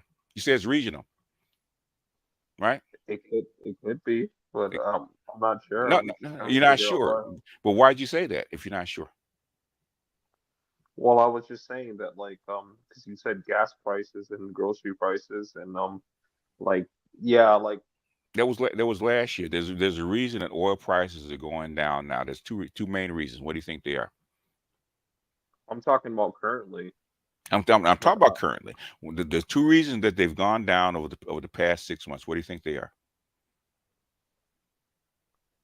Well, I don't know. I would assume it's related to like these wars that are going on. No, that's possibly. not it. That's not it. But go ahead. Try again. I don't know past that. You'd have to tell me. It's called an oil glut. Direction. Remember when Russia was selling all that oil for cheap, and China, India, and whoever else would take it was buying it. Okay, at some point you get enough, right? Right. And that's why Putin went over to the UAE the other day and the other Arab country. Yeah, for a cut. Yeah. And then when you get into an inflationary spiral where people can't afford to buy things, okay, what do you use the oil for? To make things, right? What if people don't want to buy them or they can't buy them? What do? You cut production, right? Right? You there, Andre? Yeah, I'm listening still. Okay. You cut production, right? When you cut production, what don't you use? When you cut production in terms of like making things, anything, plastics, books, anything, plastic, books, clothes, products, computers, whatever, right? Yeah. Okay. What don't you use? Yeah, oil is in everything, literally. Energy, right? If you don't use energy, you don't need it. Guess what happens? Supply goes up, and because the demand has gone down, right? And when demand supply is steady and demand goes down, guess what happens to prices? Price go down. Price goes down. Okay, that's why it's down. Okay, if you follow the stuff, then you would hear it. They just said it. They just said it maybe a month ago. I mean, if I didn't have all the knuckleheads bugging me for the most part, I could actually start putting some of this stuff back up, because I used to put this stuff up. When I see an article, I used to see a talk. I actually used to post this stuff and keep people up to date. Okay, but the thing is, you got all these knuckleheads taking up my time, like doing this shit. Okay, this stuff, talking about BMT and what's going on about politics. It's a waste of time for the most part. What he said was actually a waste of time for the most part. Well, I think for the, I agree with you, but I think that for the climate of American discourse, it can be useful to suss out some of these people because we can put them on Front Street, and I think that could be useful to help to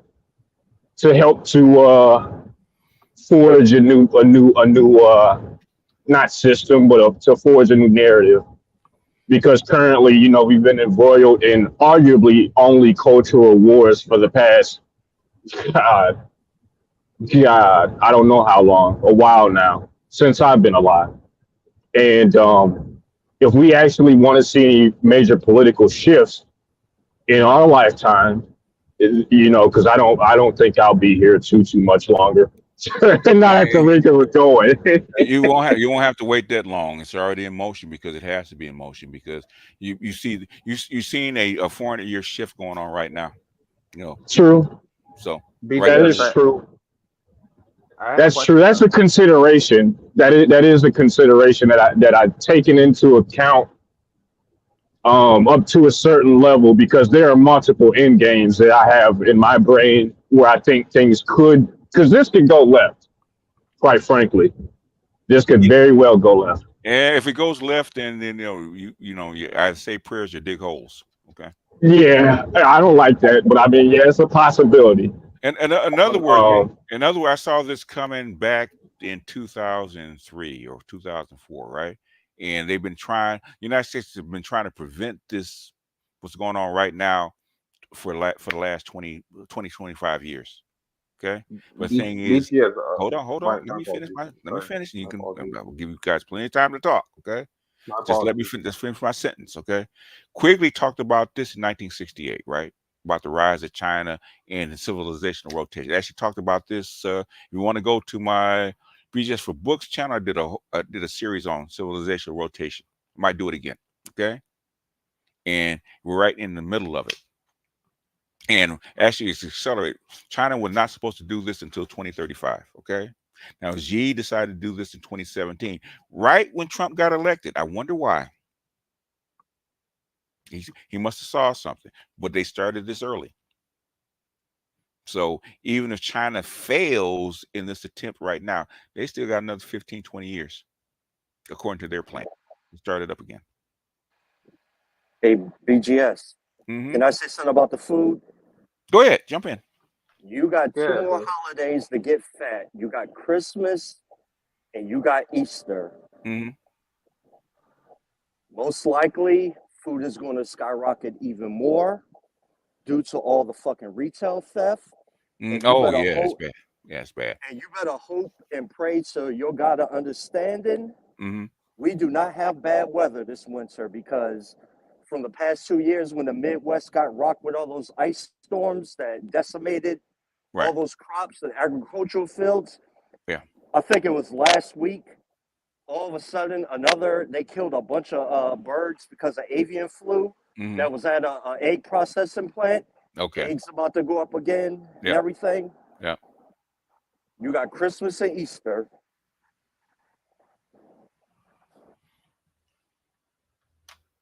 Yeah, Christmas. Yeah, I agree with you, man. Because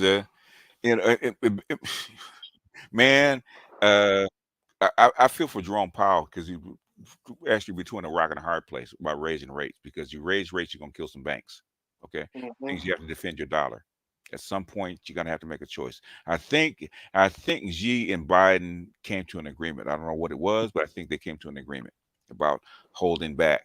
Because they stopped really dumping bonds over the past, I say, few weeks. So we have to see what holds. Because they're not fond of what's going on in the Middle East right now. They really aren't. And this shit could shift at any point. I think Powell would have been much better off just sending it. He might. This is my opinion, man. This is what's fucked up.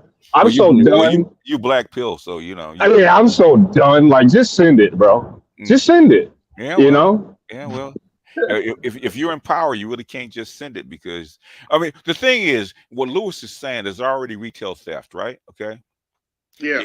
If you send it, okay, if you send it, you had one or two things. You had to bring out the army and start posting armed guards in front of retail stores to protect produce, right? Or those things will actually start closing up. Oh, BGS, another thing. Uh-huh. You know what got these supermarket owners shook? What? What the UAW did.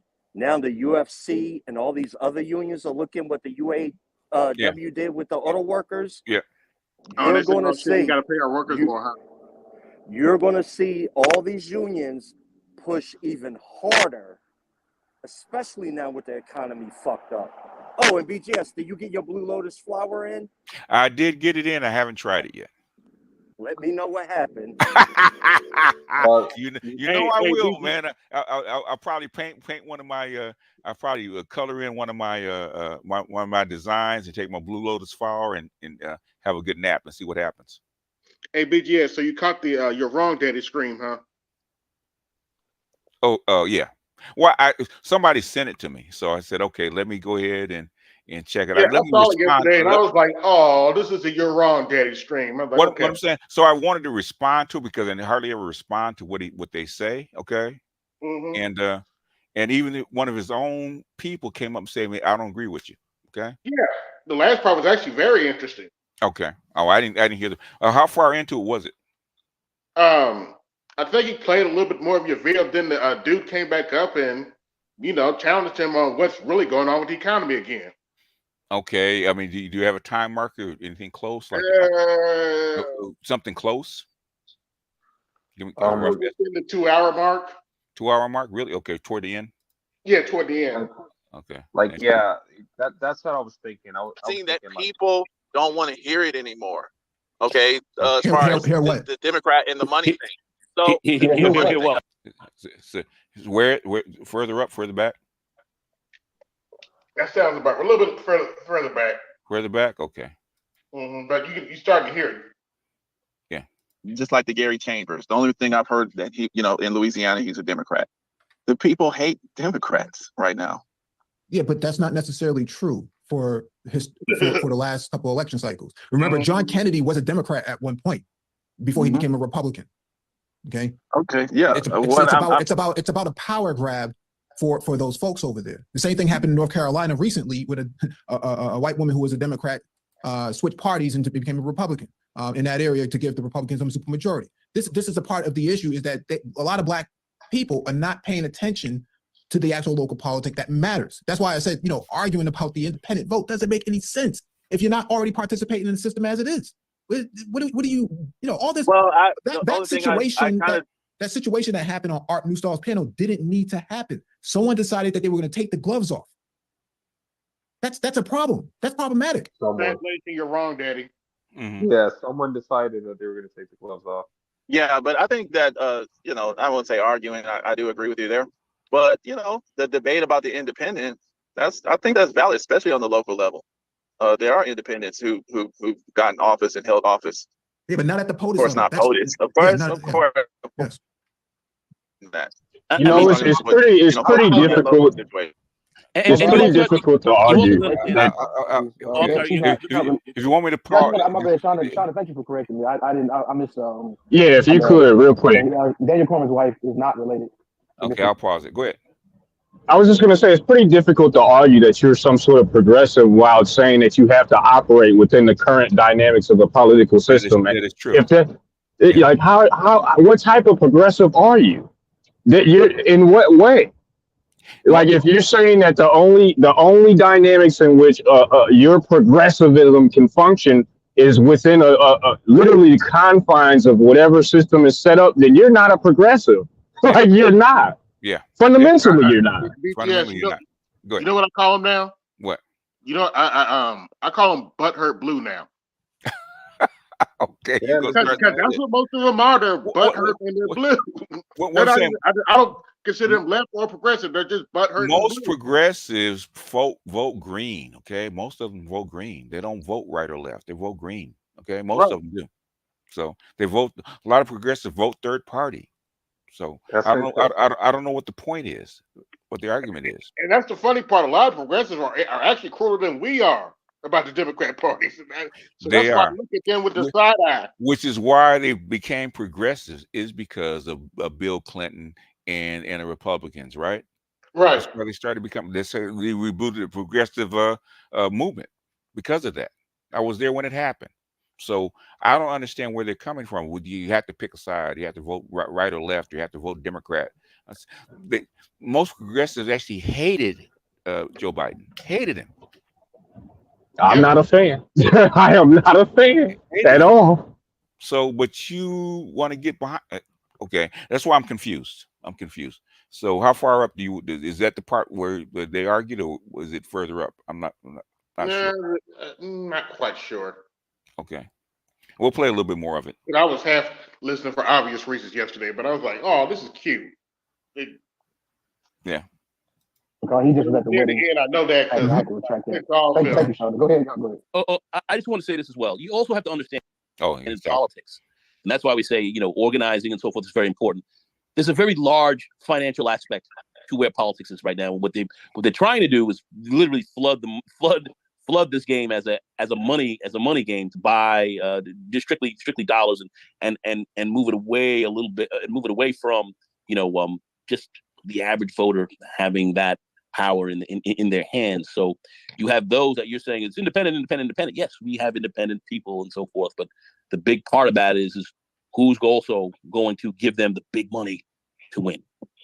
And that's a big part of the game that you must think about, or you may not have considered that at all, because you may not understand how the system works so well upon that. But you have to understand money is the mother's milk of politics. So the big parties play a huge role in that big money raise, especially when you start to look at the POTUS level of politics. Even moving into the Senate, or you know, like in my district, my congressman, Bowman, that's a $5 million seat at least if you're going to try to run for Congress, and that's on the cheap. That's such a key point, Nagone. That's such a key point. That the independents cannot raise enough money. So even if you do run independent, it doesn't fucking matter, man. That's well, then basically, why vote at all if that's the case? Yeah, but real quick translation. You have to go kiss the Democrat Party's ass and give them money.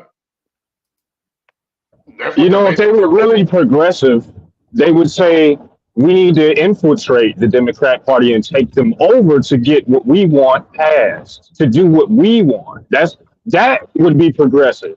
That would actually have legs.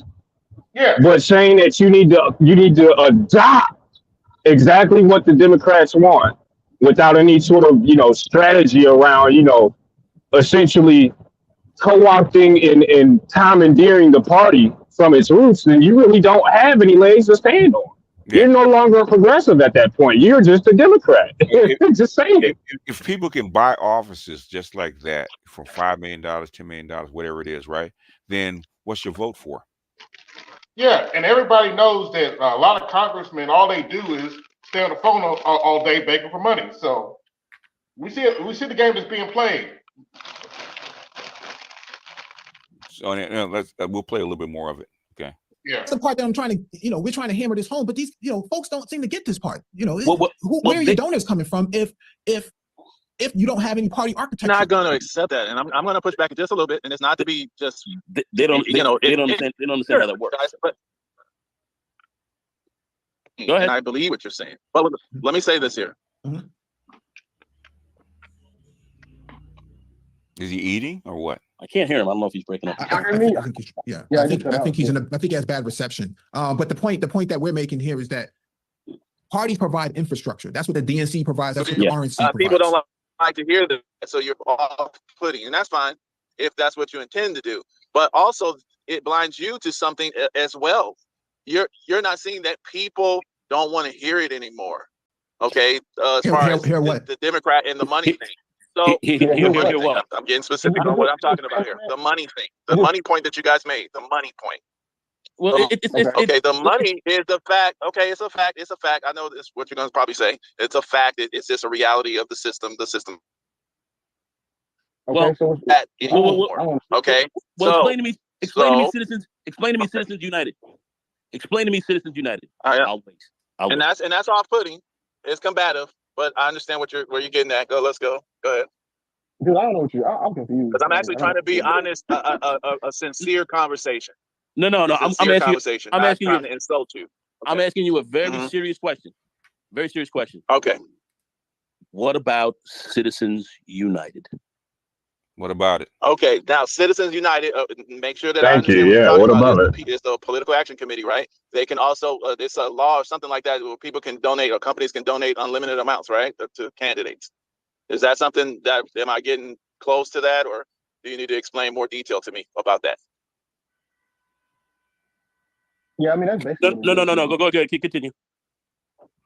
Is that, did I get that correct? Because I want to have a sincere conversation, so I want to make sure that I'm understanding. Yeah, you're right. Yeah, that's basically. Okay. Yeah, go ahead. Okay, so the thing is, that was a controversy when that first, I believe, when that first was about to get decided upon. And the reason why it was a controversy because people knew that where it would head. Okay. Just for the record, since Citizens United was a Supreme Court case where they ruled that more money can be put in politics. Yeah. Okay, I remember that. Yeah. Just for the record. Yeah. Cause that drove me nuts. It's like, okay, it's a Supreme Court case. Okay. That, but they never got to it. But just for the record. Okay. Somebody else got something to say real quick? No, I'm trying to see what the point of bringing that up was. Like, what is your point? Like, we know money's in politics. Like, what's the point you're trying to make? In other words, they're saying what they're trying to say is money is the only thing that matters in politics. That's what they're really trying to say. Okay, if that's the case, that's mostly. Then what you need to then you need to go ahead and just embed if you want to enmesh yourself with the money fight. Good luck doing that with 13% of the population and convincing anyone that populism is not, something that matters, because it is. Number one, and number two, you really ought not really. How the fuck do you even? I'm at a mental loss right now because you lose your legs to stand on with voting at all if you say, okay, well, just throw money at it. Like, what's the point of even having the conversation at that point? Like, I'm at a mental loss there. I don't get it. Yeah. In other words, social movements don't have any traction. That's what they're trying to say. Doesn't matter about social movements. That you have to play the game. You got to get involved. You got to pick a side. You got to throw money at a candidate to get your agenda across. That's what they're trying to say. Yes, I had a question. In other words, they've adopted the neoliberal model. Basically, that is the neoliberal model. Yeah, correct. That's the exact model. Yeah. Go ahead, Andre. You want to say something? Yeah, I was gonna say I had a question that I wanted to ask you. Like, this might be a behind the wall question. It might. Does it have something to do on the track that we're on right now? We're trying to get somewhere. If it doesn't, then table it. Save it for behind the wall. It's related to the U.S., but not specifically. Well, that's why I have a topic, sir. Okay, we're trying to stay on track of the topic. It's not an open AMA. AMAs, which I may do tomorrow if I can. That's when you ask any question that you want. That's why I do them once a week. Yeah, I'll be in the comments tomorrow. Okay. That puts the oligarchs in control, and this is why when you guys are saying this is how the system works, people are not wanting it. They want something different. And so when you keep trying to force something, they're going to fight that. And that's why people are checking out of the system, as you say. So just another reason. So if independence, people are going for that. They're going to try it. It might not work. Okay. But if you want to keep forcing something down their mouths, which is in control by people who, because if you buy a politician, they're not going to be responsive to the people. They're going to be responsive to the person who bought them. How many votes did I don't know. I'm just telling you right now, I don't know. Hold on. You don't know? All right. I don't know. All right. Get to the point, because I'm not trying to debate y'all. I'm trying to actually have a sincere conversation. But the thing here is the thing. Yeah, but the thing here, just educate me on it. Yeah, because like I said, I like the point that you made about people checking out and not caring. But it seems from per your conversation that you guys were kind of interested in changing that. So I kind of represent one of those people. So yeah, please don't talk down to me. Just go ahead and educate the person, and maybe they'll see your point. No one's talking down to you, or no one's attempting to talk down to you. We're trying to have a conversation here, and you have a little bit of an attitude about some of this. Well, yeah, and I'm just telling you why it's a little. But go ahead. I'm not interested in that. I'm not interested. Okay, go ahead. Yeah, you are kind of being hostile with the way you done it. We could have when you asked about this, I think you were right. You're right on money. So I mean, I'm going to have a conversation with you, but I think the goal is too. You are getting a little hostile. So earlier, I'm going to ask you a question, right? So earlier you said people are tired of hearing about the money. Is that what you said? Yes. Yes. Could you expand on that? I mean, I kind of understand what you're saying, but that's kind of how it is. Could you expand on that though? You said they're tired of hearing about the money. Yeah, I can go more into detail what I'm talking about there. Okay, so listen, if you tell me something can't happen, okay, and you're saying the money, and then you say Citizens United, which anybody who was aware of that controversy, most people that I know of didn't want that. That should be illegal. You shouldn't be able to donate unlimited amounts of money to our political system. That's just going to, we already know that's going to create compromised candidates who don't respond properly to the people. And so, but it happened, right? And so when someone says that this is just how the system works, you have to accept it. Okay, well, yeah, people are played. Like in basketball, right? Some people didn't like when they had the 3-point line. Some people didn't like it. Some people did. And the people who you got to adapt. And the reason why you brought up Citizens United is because you said people are tired of hearing about the money. And Citizens United was relevant because it's about the money. That's the relevance of bringing up Citizens United. You know what I'm saying? Oh, I didn't say it wasn't relevant. I'm like I said, I'm not trying to be combative. It might sound like I am, but I feel kind of a little bit like someone's being combative with me. So it kind of responds that. So like I said before, I'm trying to have the conversation, and I didn't say it's not relevant. I just wanted to make sure that I understood, that because he brought that up. I remember it, but I didn't know if I got it correct. That's why I was just going through it. Yeah, and all I was saying was he brought it up to your point of saying people are tired of hearing about the money. You can't be tired. It's all about the money. Yeah, Trump supporters were giving him $60 plus a week, man. Like, to say that people were tired of hearing about the money, Trump supporters seem to give a whole lot of money to Trump. Okay. He raised $200 million, Mike. Yeah, he raised $7 million just from the mugshot alone. Folks sending him money. So this idea that people are tired of hearing money, they're tired of the system. Okay, wait. What people are you trying to get though? Okay, the people that it seem like the people that you're talking to, a big part of them, probably Trump would not be their ideal choice. They would settle for Trump. We're not talking about Trump being an ideal choice. We're talking about money in politics. Oh, I understand that. But I'm saying, Trump is just an example. Trump is an example of money in politics. Okay, and I understand. Okay, but the only reason why I kind of interjected on that point is because when you start to say people are, I guess you brought that up to say people are not tired of hearing about. Okay, go ahead. He's actually wrong about that because Hillary Clinton had a lot of way more money than Trump did back in 2016, and she still lost. And she's there's a whole bunch of reasons that they did, but yeah. But what I'm saying is now we're getting to the point that they think this is all about the money, all about donors, all about PAC systems, and basically saying black people, if you actually want to be effective, you got to pony up. The thing is, are we the highest bidder? No. Nope. Not even close. No, the corporations play both sides. Again, this is why when it comes to I do totally agree with BGS. You really can't talk politics with the vast majority. It's like talking religion. People get way too emotional, and any kind of logic just goes out the window. Listen, the money is a tool. It is it's a tool. It's exactly. Hold on, baby. Go ahead. It is a part, yes, but the major thing is alliances, influence. Yeah, that's really where it is. But you also need the money as well. But corporations play both sides. I rarely ever hear anyone talking about it. People bring up money, but it's like, they say, well, it's the corporations doing X, Y, and Z. But again, because I'm just a numbers guy, I just look at they're playing both sides. That's all they're doing. And corporations also take polls and poll people to know which way the people are actually moving. Okay, it's more than just money.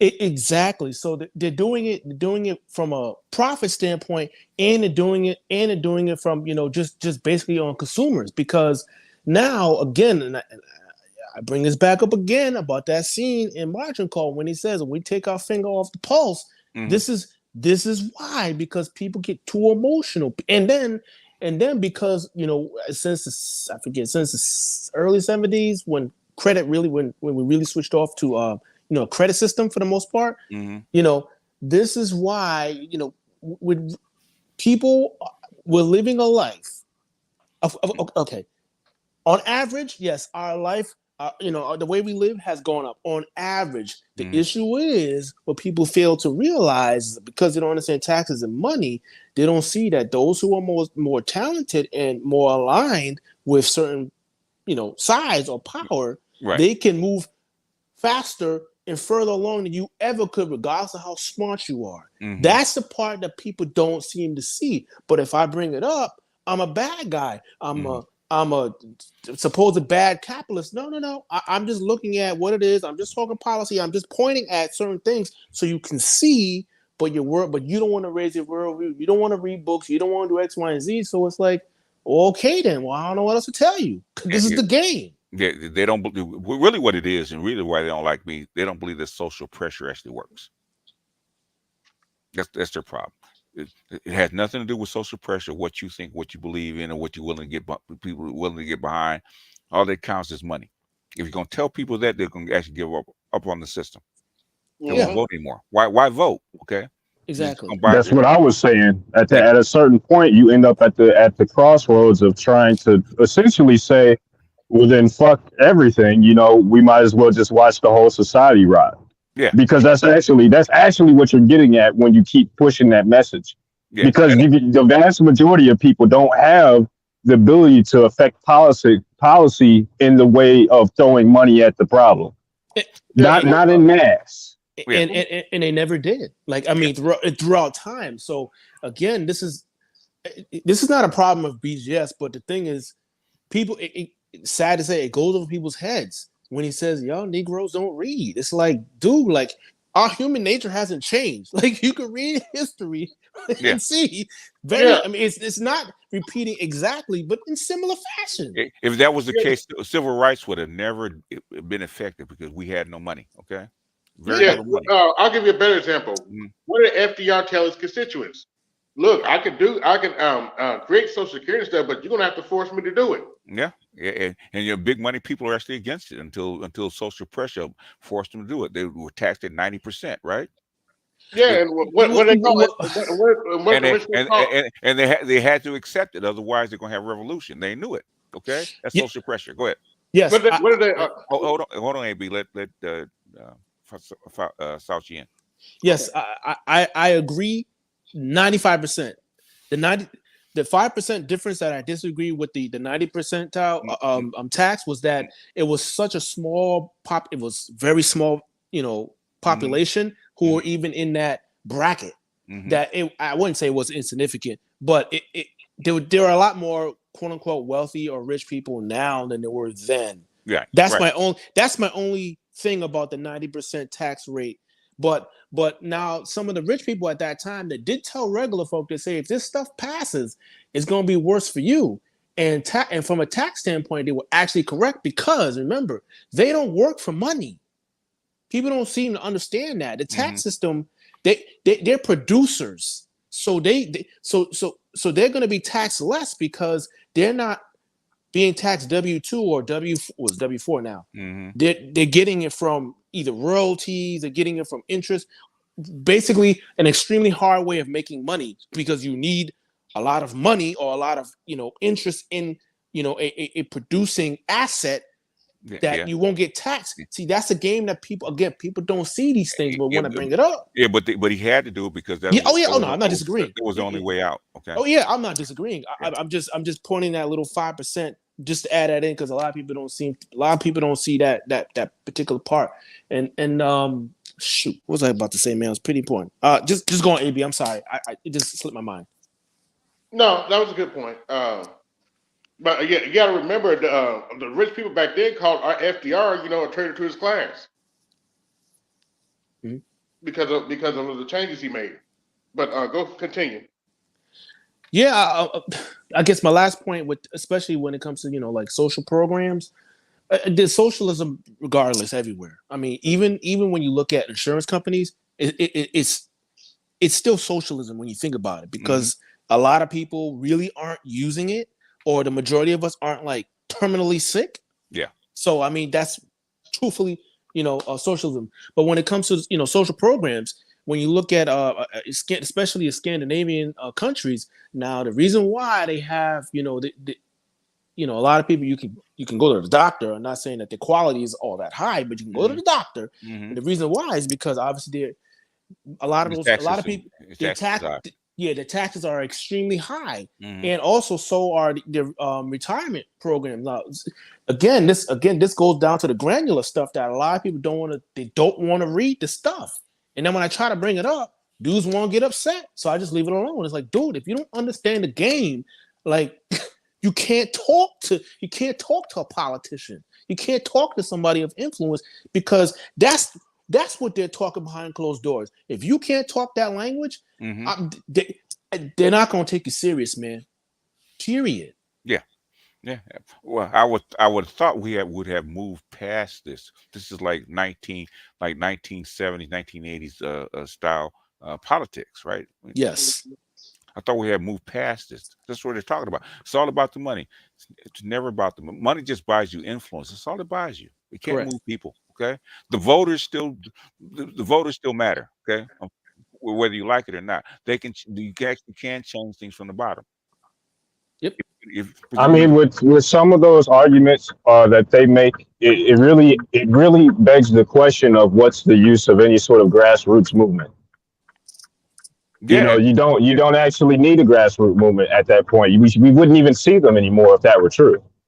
We wouldn't have people that actually use grassroots movements and co-opt them to press, other agendas, because we saw that with Black Lives Matter, for instance, right? Yeah. So I mean, like you can't you're basically talking out of both sides, not you, but him. Yeah. You essentially end up talking out of both sides of your neck.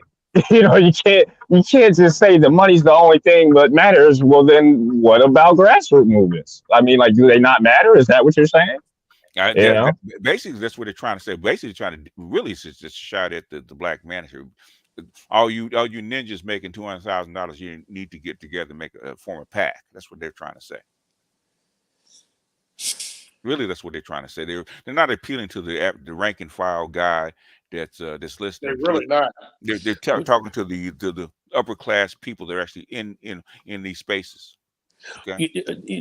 For me, I think that the hardest thing is, and for me, I could talk to anybody. Yeah. Like it does to me.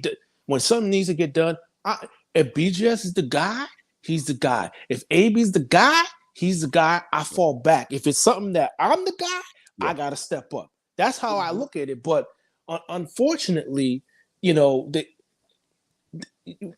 me, it's kind of hard to. I don't like to say the average guy, but that's why I like to stick with the numbers, income wise. It's hard because when I just try to give them just the raw, just what it is, no feelings, nothing. Hey, this is what it is. This is where you look. It's kind of hard because a lot of them they either don't want to hear it or like, most of them they don't want to hear it, because now they got to face reality. Now they got to make tough choices, whether they have a family or not. I think that's the hardest. At least for me, that's the hardest part. My thing is not saying that you can't do it. If I don't think you can do it, I'm not gonna fucking talk to you.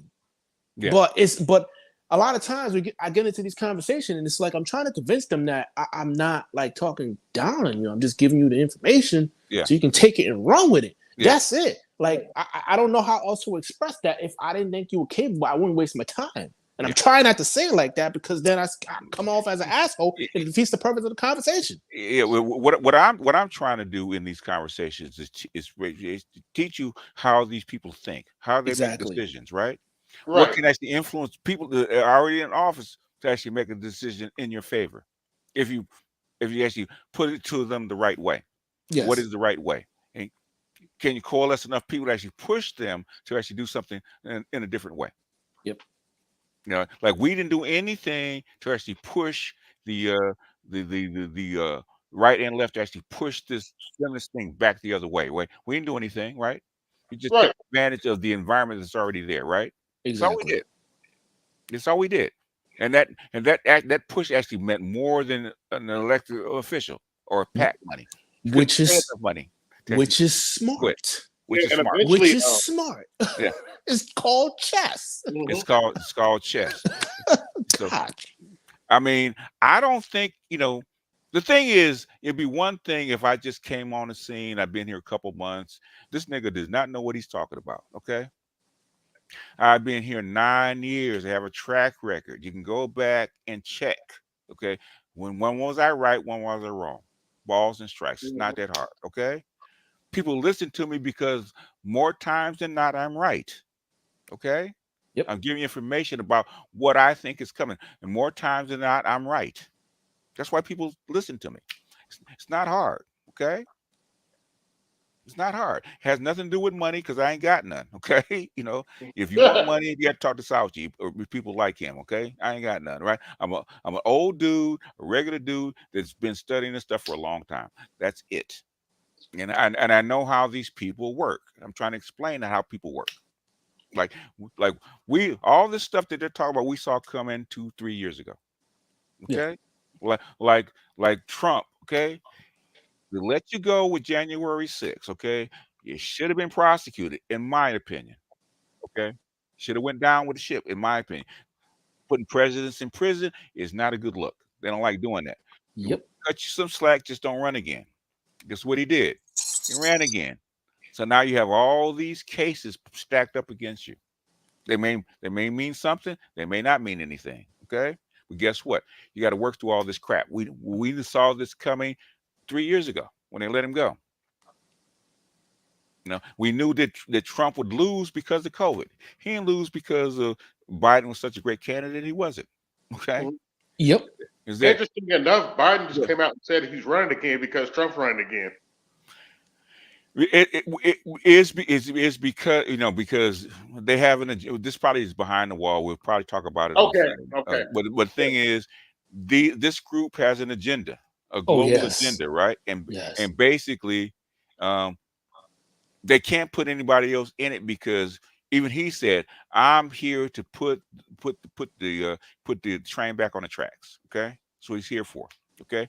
We didn't know what train he was talking about till now we do. Okay. Yeah, now we do. Now we do. It's like I'll say that from behind the wall, but now we know what train he's talking. Now what train we know what you're talking about. It's obvious. I said, okay, now we said this is not what we intended. At first I said, okay, you're gonna make things better, kind of put things back in order, right? Some things that were missing, right? I didn't know this is a train you were talking about, right? So but the thing is there anybody else to actually take his place that knows as much as he does, knows what the plans are, especially after the plans haven't gone too well? Who can actually come step in and correct this stuff? I don't know. Because RFK should have been given a shot, whether you like him or not. He shouldn't have been independent. He should have actually been given a shot. Okay. Oh, absolutely. Yeah. Whether you like him or not. Okay. I believe that what's your name? The chick in Republican Party should be given a shot. Mary Williamson? No. No, the Indian girl, the governor. Nikki Haley. Nikki Haley. Yeah. I mean, I'm not fond of women in politics, but guess what? She's the only adult in the room. Okay. That sadly, that is 100% correct. When I heard her say she's the only adult in the room, all you guys are doing is throwing jokes at each other. She's the only adult in the room. Man, you know we're in bad fucking times when you got a fucking Indian chick in there who actually has a handle on shit. That's real bad. I was trying to say that to BMT, right, about the quality of the electorate that we have going on right now. Okay. Okay, but you have to pick a side. I said at this point, no, we don't, man. I said that it'd be a vote of no confidence as far as me, as I'm concerned. Okay, is that bad? No, that's what I was trying to say. Okay, but you had to work within the system and put up money. Say to a guy that's already gotten you this far in this kind of mess. Really? Okay. All right. Just ride him out, I guess. I don't know. That's my point. You know, you're not talking about politics. You're talking about winning a campaign. Okay, you're not talking about solving problems. Right. Well, I think much to their own chagrin, because they criticize the right people for this as well, or people that are on the right, and they think themselves above it. They're actually embroiled in their own form of a cultural war. Yeah. And they don't even see it that way. But they're mostly ideologically tied to what they believe to be. It isn't, and I'm just gonna say it flat out, it isn't leftist ideals. They're ideologues. And so they're hell bent on essentially trying to get their, sports team to the championship. Yes, basically what they are. Yeah, and basically they're not, what they're talking about is not leftist ideals. Okay, buying politicians not leftist ideal. Okay, it isn't. I'm sorry. Most leftists would actually run from the room for even mentioning stuff like that. But real quick. Go ahead, and we're gonna wrap it up in a little bit. Go ahead. I know it's Mike keeps trying about Louisiana had a governor's race not too long ago. Okay. And the Republican won. Okay. And Mike's trying to, because since it was a black dude running, how come we didn't support him? Yada yada yada. And my point is, okay, hold on, wait a minute. The Democrats had the governorship of Louisiana for 8+ years. Right. For 8 years. It's not our fault he didn't win. I'm sorry. There should have been enough. If you had the governor's office for 8 years, you could have run on whatever the last dude ran on. If that could convince people to come out and vote for you, and that's not our problem. What does he mean we didn't support him? What does he mean by that? He's in Louisiana. So he's I guess he was a black dude. I didn't really pay attention to race or anything, but so did they spam our content and spam their content with who he was and what he was running for? No, he didn't come to us. So what do you want to do about it? Like did he actually promote shorts or do specials on him or share his material or something like that? They have several channels. Okay. So what did he do to help the guy? I'm curious. Okay, you're blaming us for not supporting this guy. We don't even know who the dude is. We're not in Louisiana. I have no idea who the dude is. You have this whole channel. You have two YouTube channels. You got Twitter. You got TikTok. You got Facebook. What have you done to support the guy? You have open panels. Okay, to actually introduce the guy. What'd you do? But BGS. Politicians shouldn't come on the man. This is the same dude that said politicians should come on the man to get eyeballs. Even if it's not him, right? Okay. If you believe a guy should have a chance to win and he's running for an election, right? Right. Months before that, as many eyeballs as you possibly can. You should be getting many eyeballs as you can. Okay. All these open forums, all these open channels. Hey, I want to introduce this guy that's running for blah blah blah in Louisiana, right? He's a black dude, good dude. This is what he stands for, blah, blah, blah. Hey, what can we actually do to help this guy? Did he do any of that? Not to my knowledge. So what is he crying about? We didn't help him. You didn't either. This is after the fact because, I just read a news clip that, the Republican won. I'm like, oh, okay. And I hadn't heard anything about the Democratic candidate out in the wild or anything. So what I'm saying is how can we help somebody that we never heard of? Exactly. So I'm always curious about them is because they cried that nothing gets done, right? I said, okay, you have a whole channel. You can talk about anything you want. You can actually make shorts, you can actually make dedicated videos, standalone videos, okay? We go to your channel, and guess what? You're beefing with other YouTubers. Yeah. Instead of doing your work. Like, if you want to talk about what you want to talk about, you reviewing what me and BMT argued about on the Arts channel. Or crying about my shorts. Or crying about your shorts. And that's not a joke either. They spent at least the last 2 or 3 streams crying about, well, at least Mike has, crying about my shorts.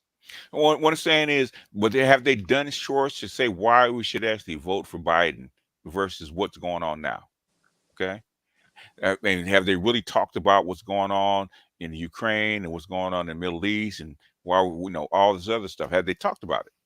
Or how this is causing inflation and other kind of stuff? Have they talked about it? I don't think they can actually make the case, which is why they choose the lower hanging fruit and attempting to co-op or grift, basically. Yeah. He's absolutely right. They actually attacked the black folk in Chicago. Like, you should have known this was part of the policy. Blah blah blah blah. I'm like, okay. This is y'all haven't read the room, so Why are they attacking them? Because they don't like the Democrats, what the Democrats are doing in their city, and they're attacking the folks in their city because of what the Democrat policies are doing to them. No. You getting it backwards. You see, from their perspective, it's the Democrats' city. Okay. It's not those people's city. Oh, sorry. That's how they perceive this. I'm like, okay, this is not the time to do that because Vivek tore Nikki Haley apart. Man, I don't care about that grade school joking. Okay, Vivek has no shot at getting being president. Period. Nope. Okay. What we need is people to actually talk about issues that are important to us. Okay. I don't care that he may have gotten a shot or 2 in. Doesn't matter to me. I'm tired of hearing that shit. Be adults for a goddamn change. All this joking and throwing shots and trying to be something that none of these people are actually Trump. You can't do what he does. Exactly. Okay? He's unique. Okay. I don't like what he does, but think he's good at it. You guys aren't. Stop trying to copy him. And he knows the issues better than some of y'all do, which is a scary thought to say. They misunderstood his rhetoric as a political tactic, not understanding that this is just who he is. So that's who the guy is. And we can tell when you fake the funk. Everyone can. Literally everybody. Larry Legend, we have no clue what the fuck you are talking about, sir, in the chat. Okay. None. So if you want to hit the link and come up and tell us how he tore apart, please do. Because you saying he tore apart means 0 to us. Okay. And I'm gonna say this to be fair, because I didn't see that, but I'm just gonna be fair here.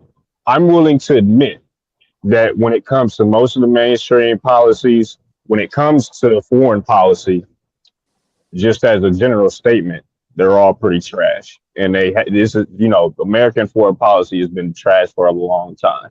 Because we don't understand. We don't understand what they're trying to do. Okay, and that's the problem. That's why the Behind the Wall series is there.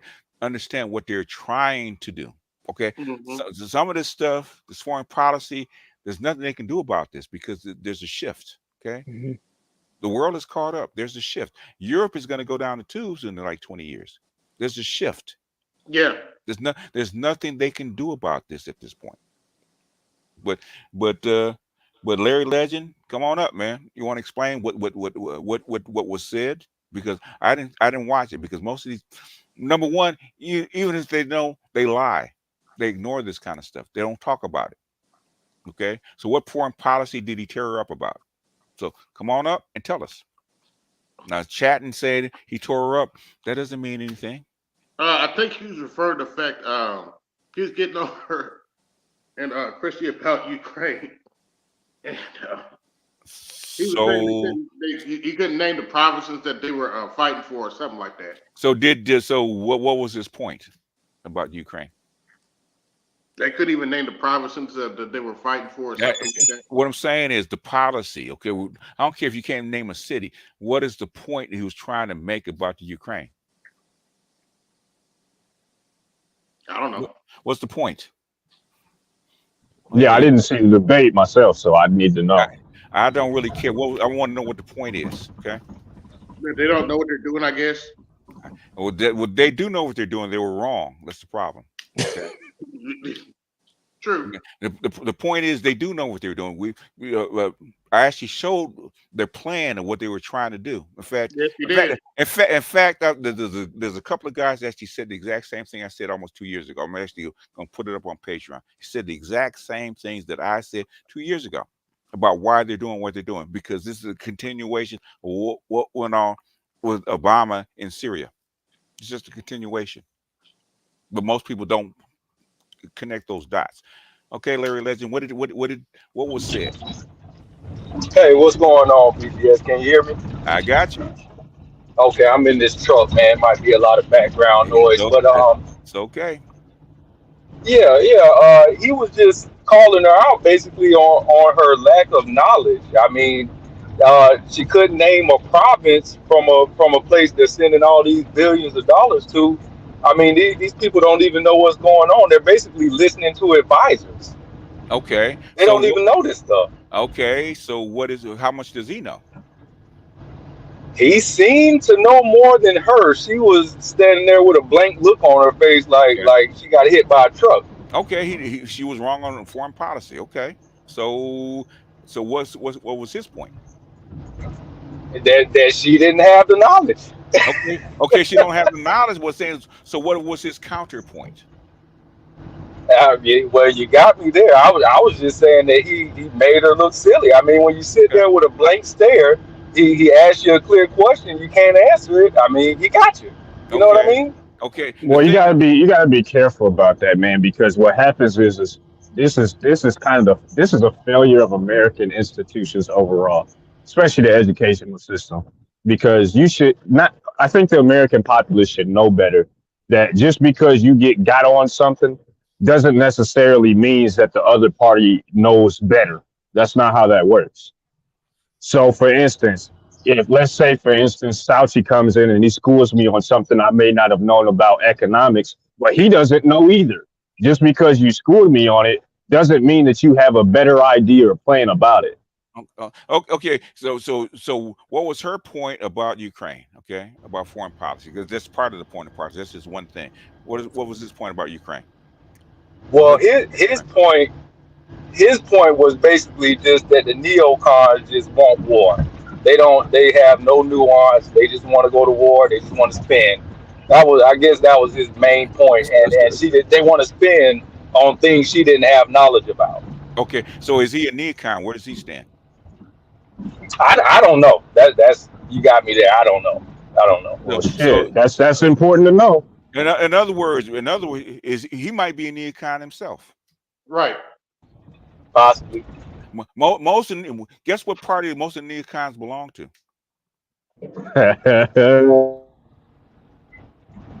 You say Republicans? Republicans. Okay, so what's his point? Yeah, I mean, I wouldn't try to make a big fuss about it. I just found it funny that she couldn't answer like a simple foreign policy question. It wasn't that hard. Just name one province that you're sending billions of dollars to. Name one. Okay. You know, was she for the war or against the war? I think his point was she's for it. Well, she's very pro-Israel. You know, all of them want to be the most pro-Israel candidate. Pro-Israel has nothing to do. What does that have to do with Ukraine? Exactly. No, not Ukraine, but that was the beginning of the argument on foreign policy. Okay. When was this debate, man? So we can see it, because I have no. I think it was a couple of days ago, if I recall correctly. Okay. Yesterday, actually. When I ask questions like this, and you guys say stuff like this, and you know, this is not a basketball game, right? It's politics. You have to know what you're talking about. Okay. Yeah, like I said, I wasn't trying to make a big stink about it. I just thought it was really telling. Couldn't name one province, a place you're trying to. Okay, well, you elected a president and knows even less than that. Right. I mean, shit. Like this, you don't know that most of the politicians that you elect have advisors. They don't know shit about shit when it comes to most stuff. I was just about to say that.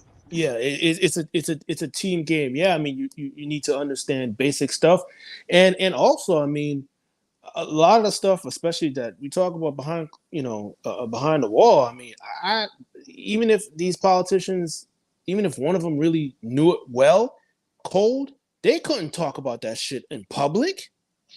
Right. They couldn't. All right, let's see if this is it. How many minutes is this?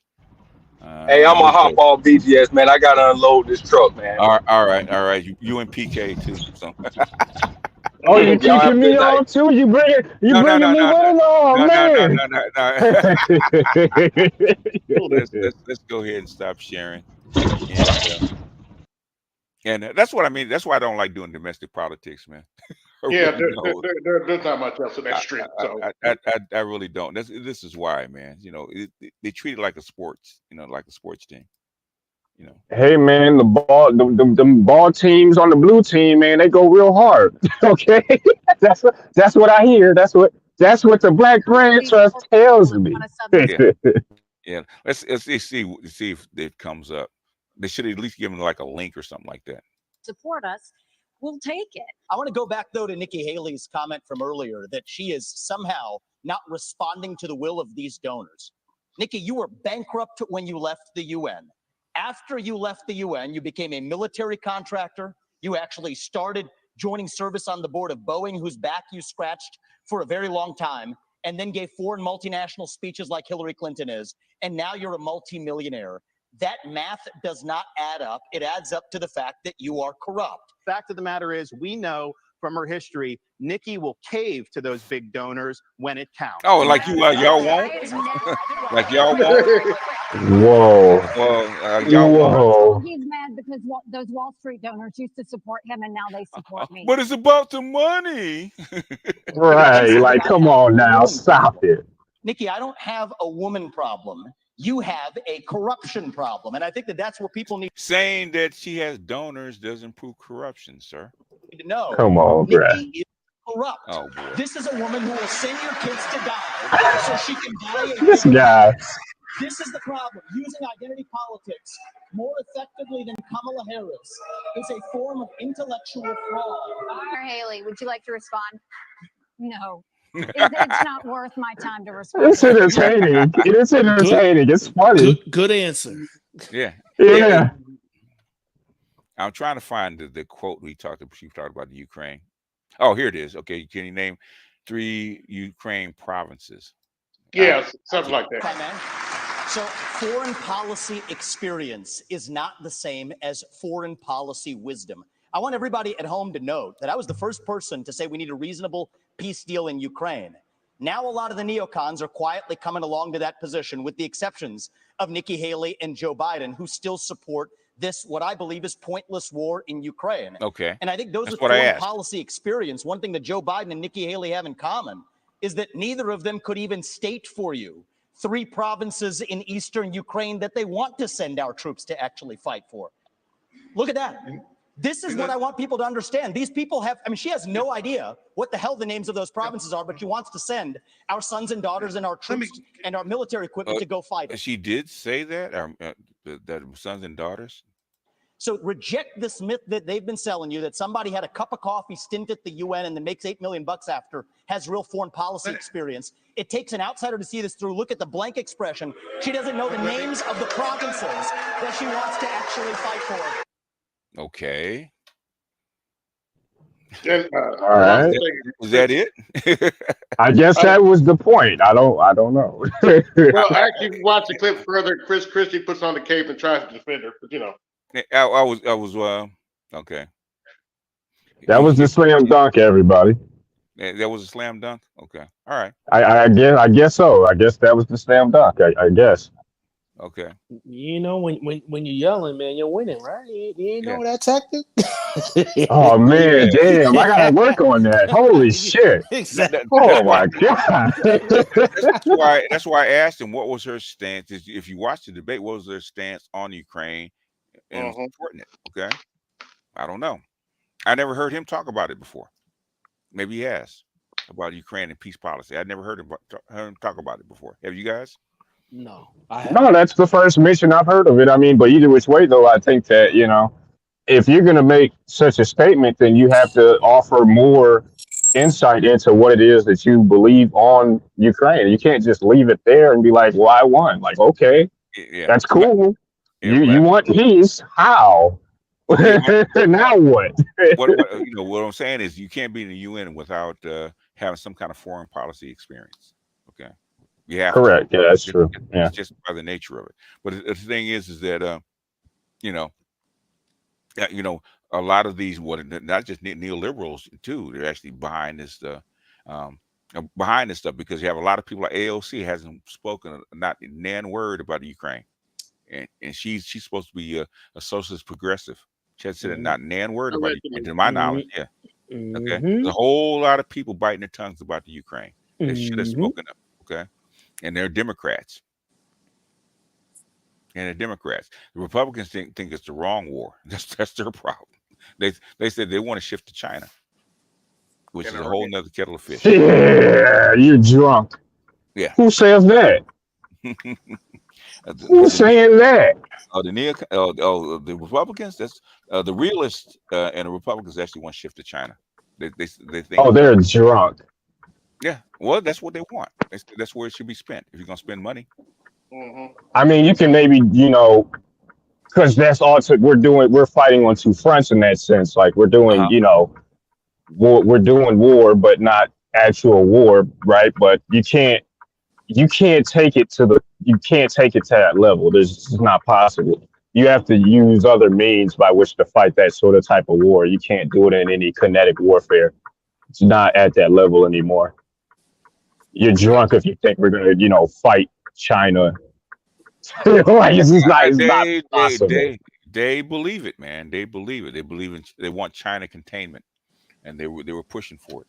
But it is what it is. How are they going to do that? Let me shut up. Look, how are they going to do that? After who passed away? Yeah. I'm just saying.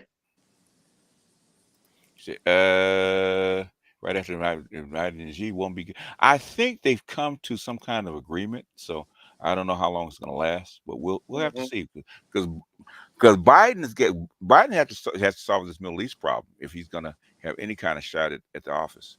As long as this stuff goes on, the more people they, attack over there. I'm not going to use the K word, erase over there. The worse it is for him. So if I'm a Republican, I should use that G word, for his name. Yeah, Lloyd Austin had it right. Civilians are excuse me. Yeah, there's only there's only 3 ways out of this, basically, and one of them got shunted because they really tried to push Egypt to take these people. They really did, And remember, I was saying that there's no way they could have not known about Hamas doing this. And it's all coming out. So it is. Well, I mean, this was always a part of the plan. It just was never stated outright. I mean, you could tell by the movements and what they were doing over in Israel to kind of suss out that this was an inevitability. Because there are too many people that they're on the ground, other places telling them that something's going on over here, and they ignored it. And you have Israelis do have a very, very good information, foreign information system, spy system. They do. Yeah. World. Okay. So say they didn't know about something this big. At the time I called bullshit. Basically, well, their military apparatus is arguably the strongest in the Middle East. So it's not even feasible that they couldn't have known. It's not. It's really not. It's not because they have too many spies, too many places, and plus you have people like other countries like Egypt that doesn't want this stuff to jump off, telling them, hey, this stuff is getting ready. They're planning something, because we don't want to get involved in all this kind of stuff, because right now the Chinese are making peace. Everything's going well. Why would we actually stir this kind of stuff up? They don't want this stuff. None of, Iran, Saudi Arabia, Egypt, no, Lebanon. Nobody wants this. Okay, nobody wants this. Is because China says let's go out and make some money. And they say hell yeah. That's where everybody's at right now. The thing is, they don't. That's how come they really not coming to the aid of these people, which I didn't think they would. It's because it's a negative.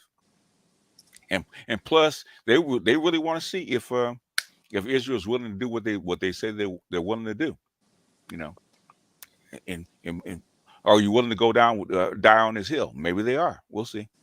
But the thing is, everything that we talked about, because the only thing that made sense, right, when we actually talked about it, there's only 3 ways to actually do this kind of thing, right?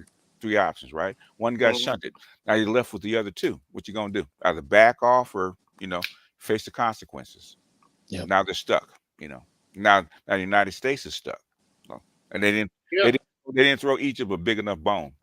I told them I was Egypt. I said this was actually going to cost you if you actually want us to do this. We'll do it, but it's going to cost you a whole lot of money. It got me out of debt forever, you know, and have a place for these people to actually go. But it's going to cost you. They didn't want to pay. You know, 58 billion. Nope, not enough. Forgiveness and loans, not enough. Not enough money. I don't blame them, but it is what it is. Anyhow, y'all, closing thoughts. We're gonna get out of here. Hey, the next time I guess you interact with them, man, just have them. You remember that political compass map that I showed you a while ago? Yeah. Over on the same panel. Why don't you have them as a homework assignment?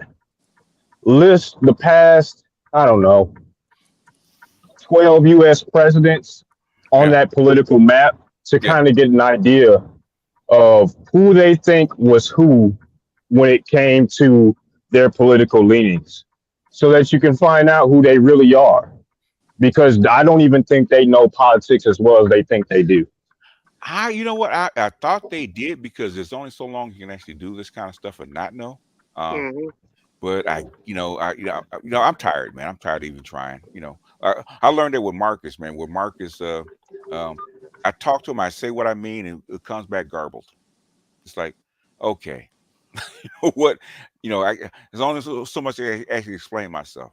Okay, if I can't talk to you and you actually understand me, what's the sense of talking to you? I'm that way with them right now. Okay, the guy was telling the average voter does not want what you're selling. No, they do not. That's what he's trying to tell them. That's what I keep looking at them like with the side, like, what are y'all doing? You're not making your case. You're not hearing what he's saying. He said, I understand about the money, I understand about the voting. The thing is, the average guy like me is tired of hearing about the money. Okay, we don't want to believe in that. We're tired of it. We'd rather not vote or vote for somebody else. Okay, why vote if they're already paid off? Does it make sense? Exactly. No, it's not. If you have no hope and you didn't pay for this guy to be in office, then why vote? What are you voting for? Because your vote doesn't count, because somebody like Fauci will come up and give him a bag and say, okay, this is what I need. Okay, if that's the case, then guess what? Okay, everybody's not as rich as Fauci. Okay, like, you know, Fauci is in that top 1%. Okay, probably the 1% of 1%. He won't tell us exactly how much he has. You know, good on him. But the thing is, hey man, you throwing around bags, man. Throw me a bag. I can use some money, man. Hypothetically, I like butter biscuits. These are all hypotheticals. We're talking hypotheticals. Yeah. Hypotheticals. Yeah. That's my ending thoughts. Throw me some butter biscuits. No, I'm just kidding. I'm out. Hey, how do you keep a bag, right? But not throwing out bags, okay? Exactly. Well, what I'm saying is that's what the guy was trying to say. Okay. Yeah. And they weren't hearing it. He kept trying to explain it over and over again, but they weren't hearing it. Okay. That's what I've been trying to say. There's got to be other ways of doing things. We ain't got no money. What are you talking about? Okay. We have to use what we have. We don't have a pack. Okay. Well, the black manosphere, they're worthless. So why don't you go someplace that will actually be worth it to you, instead of bugging us about this kind of crap? Because quite frankly, the other butthurt blues see their bullshit too. Oops, should I say that out loud? So why you come in starting a food fight? Okay. If we're not worth it, Go listen to somebody else. Why you follow my channel if I'm not worth it? Go follow somebody else. I'll tell you exactly what would happen where I live in this area. You have that kind of energy, man. Mm-hmm. Again, people smile, nod, walk away, and you're done. Yeah. Like it's and you won't even know it's happening right in front of you. It's done. People they're not even gonna touch you. They don't even have to say anything. Basically, they'll look and say, "Oh, he's done." Yep, that's it. He's done. That's it. He's done. And word gets out, you're done. The thing is, if you can read, look at their board and read their map, right? If you can do that, right, you can have a conversation. Hey, I see what you're trying to do. I don't think it'll work because of this. Whether you're wrong or right, they actually know that you can actually read the board. They'll actually start talking to you. Yeah. And if you can come up with a solution that they haven't thought of, they might just take it. Yep. Right now with the boys, right? It's not because of us. I've been saying it. It's not because of us. It's the Chinese, it's the Japanese, the Koreans, it's the Europeans, right? They got to do something. Just a worldwide problem. It's a worldwide problem. Okay. Well, we need them to actually elect somebody to actually do something for the boys. No, look at the map, right? They have to do it anyway. Jump on that train. Yep. But you know what? Whenever you say that, I mean, they really get pissed off when you say that. Whenever you say somebody, even Pearl, all these people, like, again, it's all about feelings, and I don't think they're aware of that. I really don't. So if a white politician that's going to be a senator that says, if you give me a bag, I will do something for you. Okay. Do you care what color he is? I hope you would say no. So all those people running for POTUS, who's black?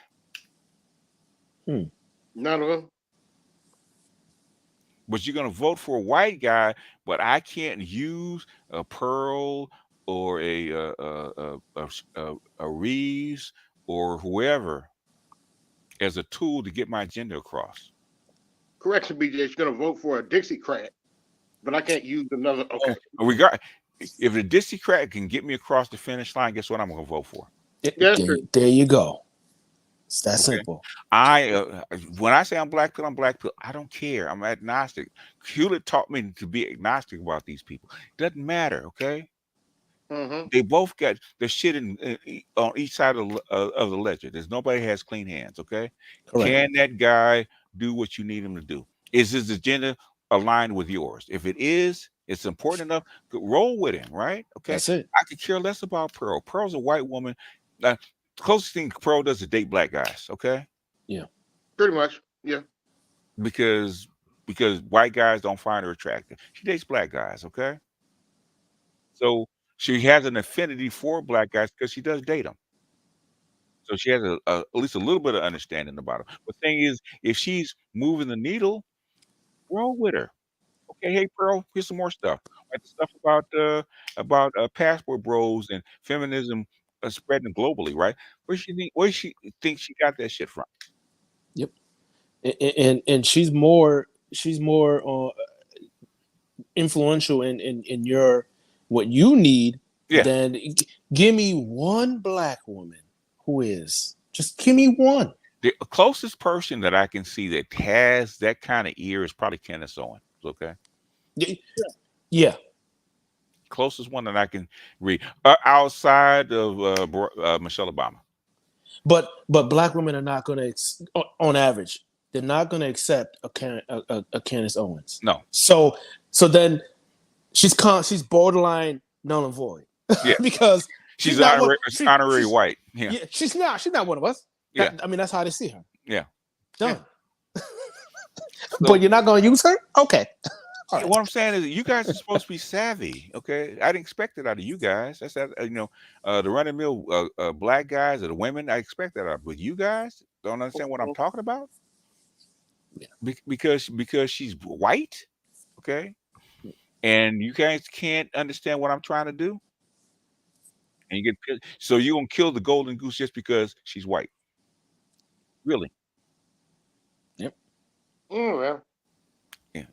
I feel that's why I don't talk about domestic politics too much, because we get into this kind of stuff. Are you doing the before we get out of here, are you doing the Reloaded watch? I'll try to do that Sunday, and we can actually do it behind the wall after that. Okay. Okay. I'll try to do that Sunday. Yeah, I'll do that Sunday since I skipped. I was actually talking to Dr. T at the time, so that's why I didn't. Oh, do okay. it. Yeah. All right, that's cool. I had just done a stream on Saturday, so I really wasn't up to it. Yeah, but I'll do it on Sunday. As far as my final thoughts, Butthurt Blue does what Butthurt Blue does. When I first saw it, I thought it had more disagreements and much more information than they actually had, and where basically they had pretty much a nothing burger. Okay, for the most part, arguing about paying politicians and PACs. Say, come on, y'all, think outside the box a little bit, a wee bit. Okay. Yeah, I thought the same thing. I'm like, okay, all right, I see what the game you're playing. You want to play the neoliberal game? Good luck to you. Someone said, slide me $20 out. Y'all ain't shit. Yeah, I'm out. Y'all ain't shit. You see what you started, Regis? I know. And Lincoln freed the slaves to win the war. Does it matter why they freed the slaves? They freed you for 10 years and put you back under semi-slavery with Jim Crow. After that, because you produced 70% of the wealth. They could not let you go. That's why they didn't let you go. Lincoln actually wanted to deport all of you guys. But the thing is, you guys made too much money. It's called economics. Mm-hmm. When we actually look at the money, okay, like they follow the money. A lot of times you got to follow the money. If it don't make dollars, it don't make sense. Okay. Yeah, there's a reason why FBI hires a lot of accountants. Just saying. I wonder why. I wonder why. I wonder why. Most of the incentives to commit crime have to do with what? Money. Come on. It's right there in your face. I thought I gave you a wrench, Lewis. I'll give you one here. All right, I'll give you one here as soon as you scroll up a little bit, because the stuff they got in YouTube with these little hearts, you're pissing me off. I'll give you a wrench. But anyway, anybody else with closing thoughts before we leave? Yeah, as usual, appreciate you, BJs, man. Take care of yourself, man. Because I said it the other day, man. You got the patient's borderline saint level, man. I can't. I can't do it. I can't do it. I don't know, man. I don't know, but you obviously. I understand you're not doing it for the money. Yeah, I get it. Trust me, I get it. But the headache, there needs to be an ROI. Like when he said Nikki Haley got blasted as far as by Vivek Swami, I said, okay, I didn't hear it. What explain it to me? He couldn't. Okay. He didn't say. He really didn't say anything.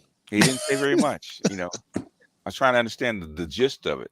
Okay, it's a gotcha. Okay, they're going after her because she's actually the front runner right now. Yeah, that's about it. But that tells you they're attacking her. Yeah. So unless Trump figures out a way out of his situation, I said it before. Two things. I'll be surprised if Biden gets reelected. And two, I said it before. I think about a month or two ago. Don't be surprised if Trump figures it out, man. I just wouldn't be surprised. I mean, with what happened in the last 2 years, I wouldn't be surprised about anything, because nothing makes sense anymore, right? This is what they call it, bizarro world right now. Yes. I said, I can't believe y'all did this stupid shit. I said, how can y'all do this? And then double down on it, and then lie about it. Okay. I said, this is a different world right now. Okay, those have left the building. I know I'm only 40, but I'm gonna start sounding like an old man. I miss the early the 80s to mid 90s politicians, man. I swear to God. Let me pull this up real quick. I want to show y'all something about because I went on Image Creator, and I was actually making some thumbnails, okay? And so let's start with this one, right? These are for the BreadTube folks, right? Okay. I'm gonna start calling them BreadTube ninjas. Hold on, let me see. Where are we? Where is it? Okay. Now I got to bring that down and share. Share the window. Okay. This is what I'm gonna call BreadTube ninjas, right? So to all the BreadTube folks, okay? BreadTube Negroes, cornbread. They call them cornbread tube. Okay. Oh man. So these are gonna be my thumbnails for them, okay? Now are they drinking high C or orange juice? I don't know. I can talk about that. And this is my favorite one for FD Signifier. That one. Yeah. And that one. Oh no. And that one. Oh no. Fresh out the oven. So when we actually go at the cornbread to the BreadTube black folks, they could start calling them cornbread ninjas. Oh my God. So yeah, that's coming. Oh man. Go closing thought, Cash, real quick. I just came to fuck around, not joke. So yeah, fuck around and find out. Where's the buttermilk? That's a good question. Okay, they're ninjas. They don't need buttermilk, sir. But really, if that's what it said, Petty Riley. Okay, I am petty. Okay, go ahead. Yeah, but really truly, you've been doing a lot of content, and some of the politics, some of the technology. So it's not like this is some new thing. If they just say you do politics, it's like it's not everything about black women. I mean, yeah, it gets the men, riled up, but when it's time to get serious, you do get serious about certain information. They're not listening. That's all. Because they want to believe in their narrative. They want me to be wrong, and that's the problem. They're not hearing me because they want me to be actually wrong so bad, instead of listening to what I'm actually saying. Like I was saying to BMT about not picking a side. Okay, he got upset about it. He got upset about it. Okay. And the whole stream was chill until he got up there. And I asked him a question, what side are you? When I actually calmed him out and asked him about which side was he talking about, what do you mean by pick a side? I actually got down to the meat of it. And I actually explained to him, I'd rather do a protest vote than pick a side for something that's actually dysfunctional, because neither side has a solution. Yeah. That's all I would. Anyway, what you got as a closing thought? Yeah, I mean, that's only the middle. I'm not sure why people want people pick sides. It would be nice to, but really, when you look at your options and what's out there, yeah, I mean, you say no, I'll just take a knee overall. Yeah, it doesn't seem like it's in my favor. Yeah, well, that's the game. They have a game plan that they want to play, and they're really against people that don't want to play it, which is fine. I said, go find somebody that actually wants to play the game that you're playing, instead of trying to harangue people and taking up your cause. And that's the problem that I'm seeing. I don't want to take up your cause. I don't believe in what you're trying to do. I want to do what I want to do. Go find somebody else to play with, instead of trying to beat people up and try, like the guy said, stop trying to shove this down people's throats. Okay. They don't want it. Stop trying to shove it to them. Actually work with people. But it is what it is. Anyhow, wait, closing thought, because we're out of here. I think that's it. I don't think anything else. All right, folks. So turn them into French toast real quick. All right. Need the big patron handles for BreadTube. Well, it's that time. So they fired the first shot. So as we're dealing with these ninjas. I heard that they fired the first shot, so that's what we're going to have to move to the next level. So they're at the next level because they're in academia and politics. So it is what it is. So we'll try, you know, we'll try to move on up and move to the next level and leave some of this other stuff behind. So that's what I'm saying. All right, folks. Peace out.